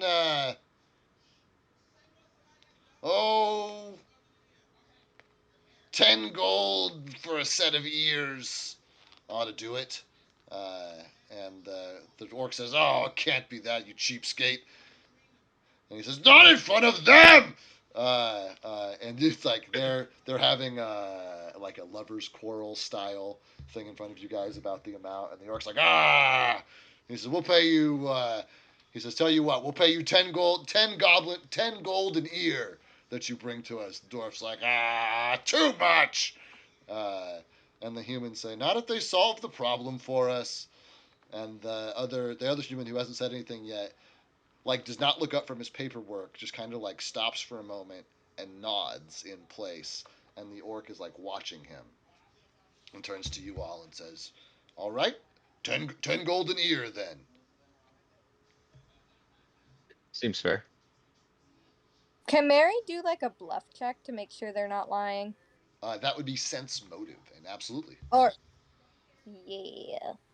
Dun, dun, dun, dun, dun, dun, dun. Tim's already got thoughts in his head. 19 plus 9, so 28.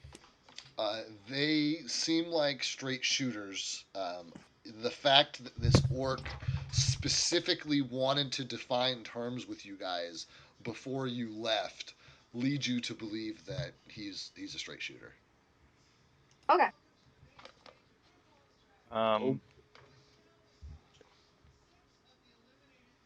Okay. Okay.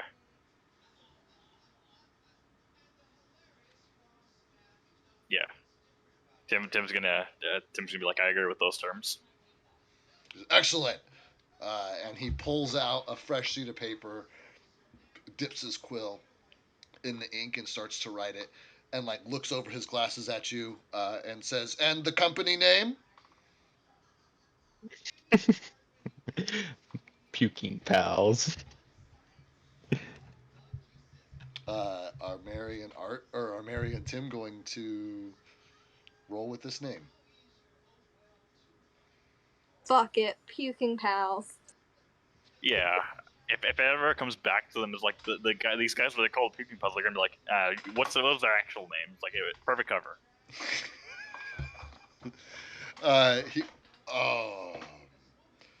And I make sure I have this correct.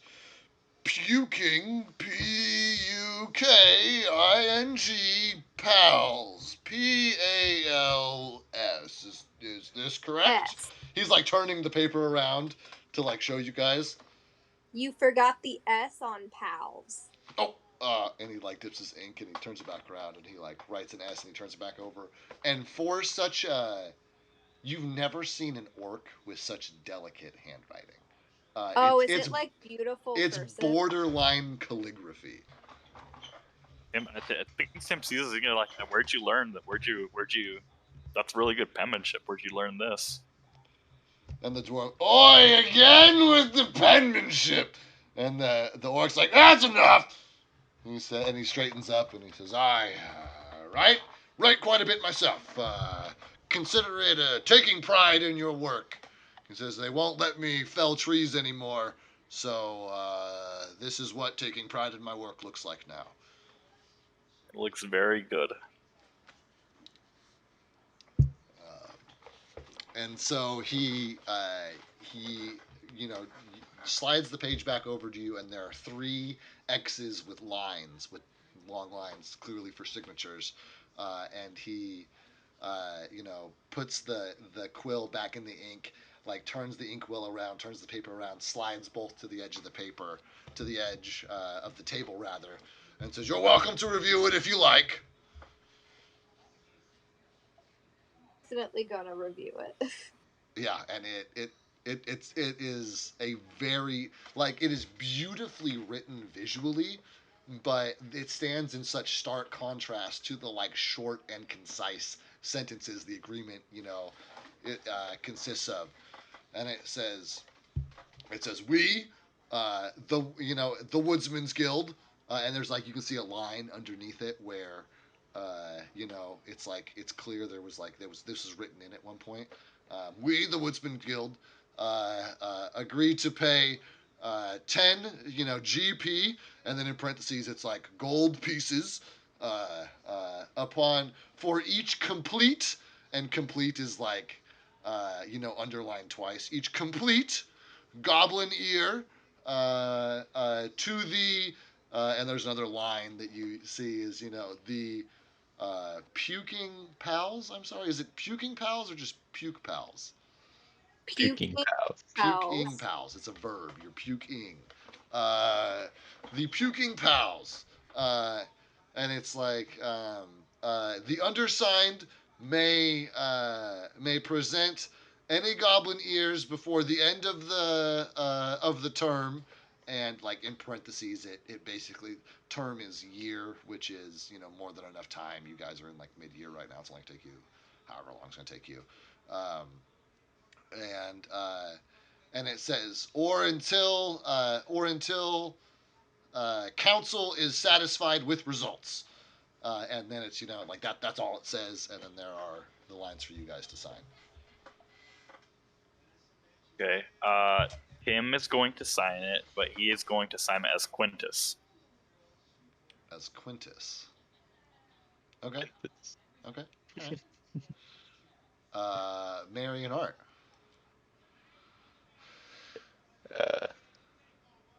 I guess Art will take it, and then he'll just kind of like look at like what the like, and it says like, who the fuck is Quintus? It's like, It's very specifically, it's this kind of doctor text. It's like really beautifully written. It's hard to read.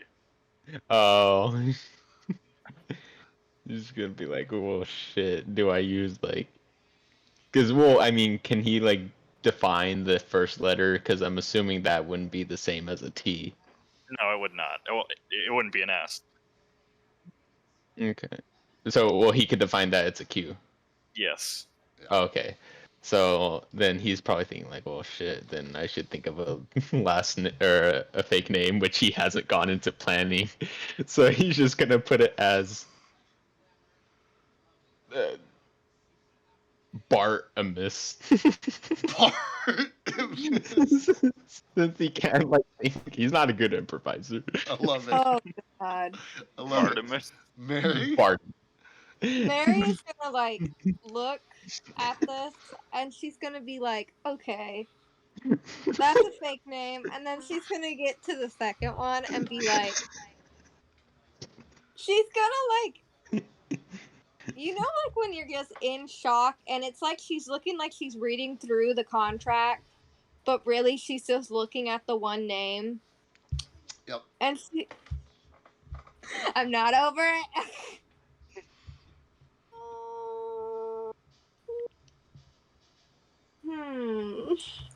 I'm trying to figure out if Mary's gonna like. Oh, what would she put? Yeah, and you could take some time for like a character decision. Like this would be in the moment, so you're on the under the gun a little bit.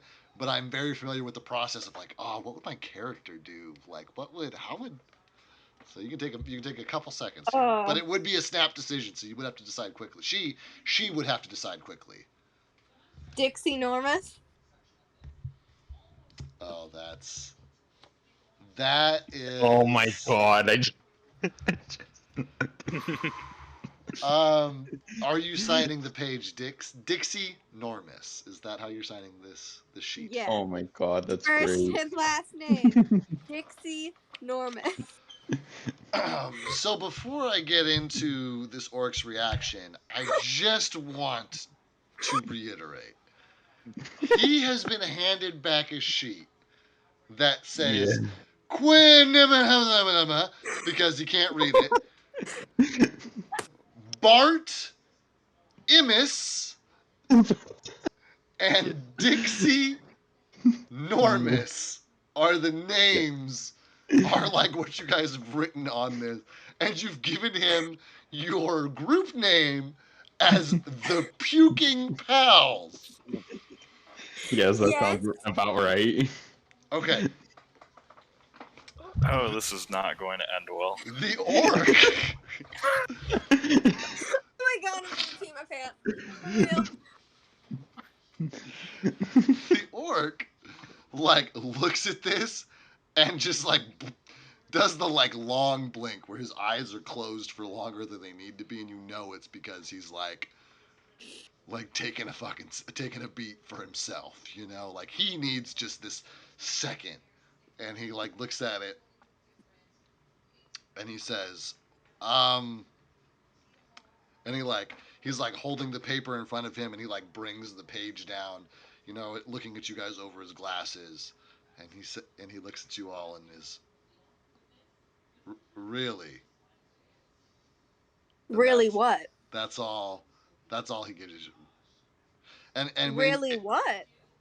And he just like leans in to his look and does not. And Dixie is gonna look forward and be like, "Is there a problem?"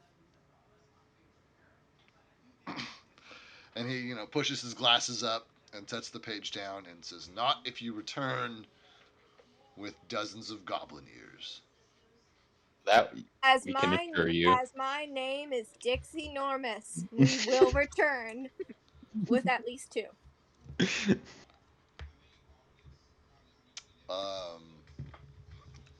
And the orc will straighten and says, "Excellent, then I believe our business," and he straightens his papers, "is concluded." And the dwarves, "Finally!" And the human just,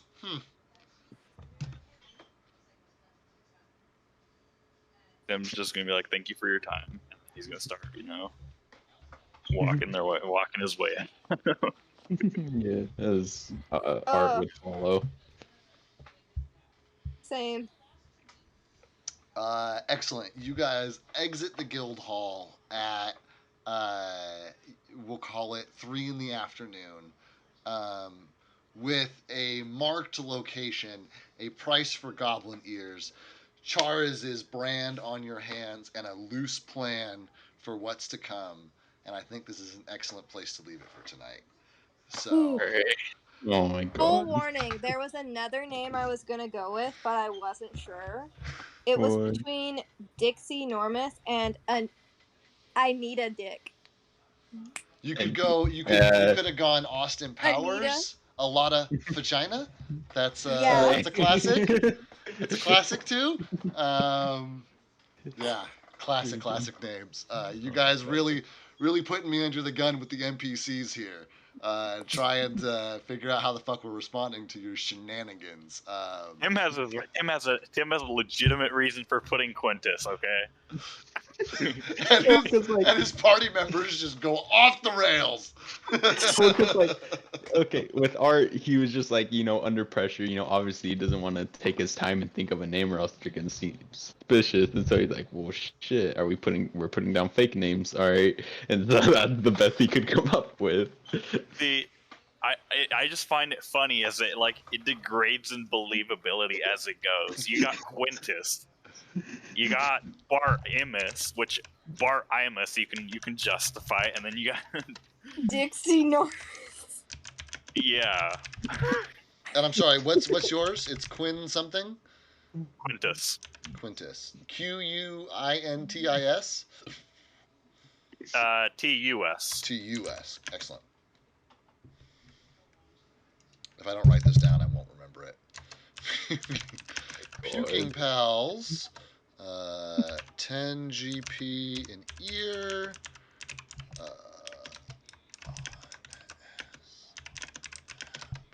Let's test tickles.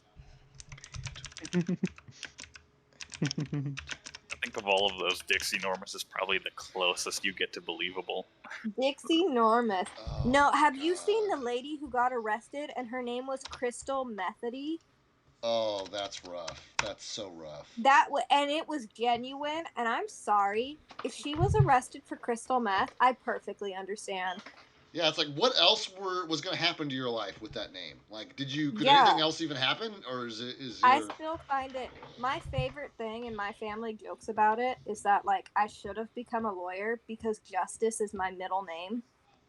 Justice. For real. Here, guys, give me just half a second. I'm going to end the stream, and then I'll be back.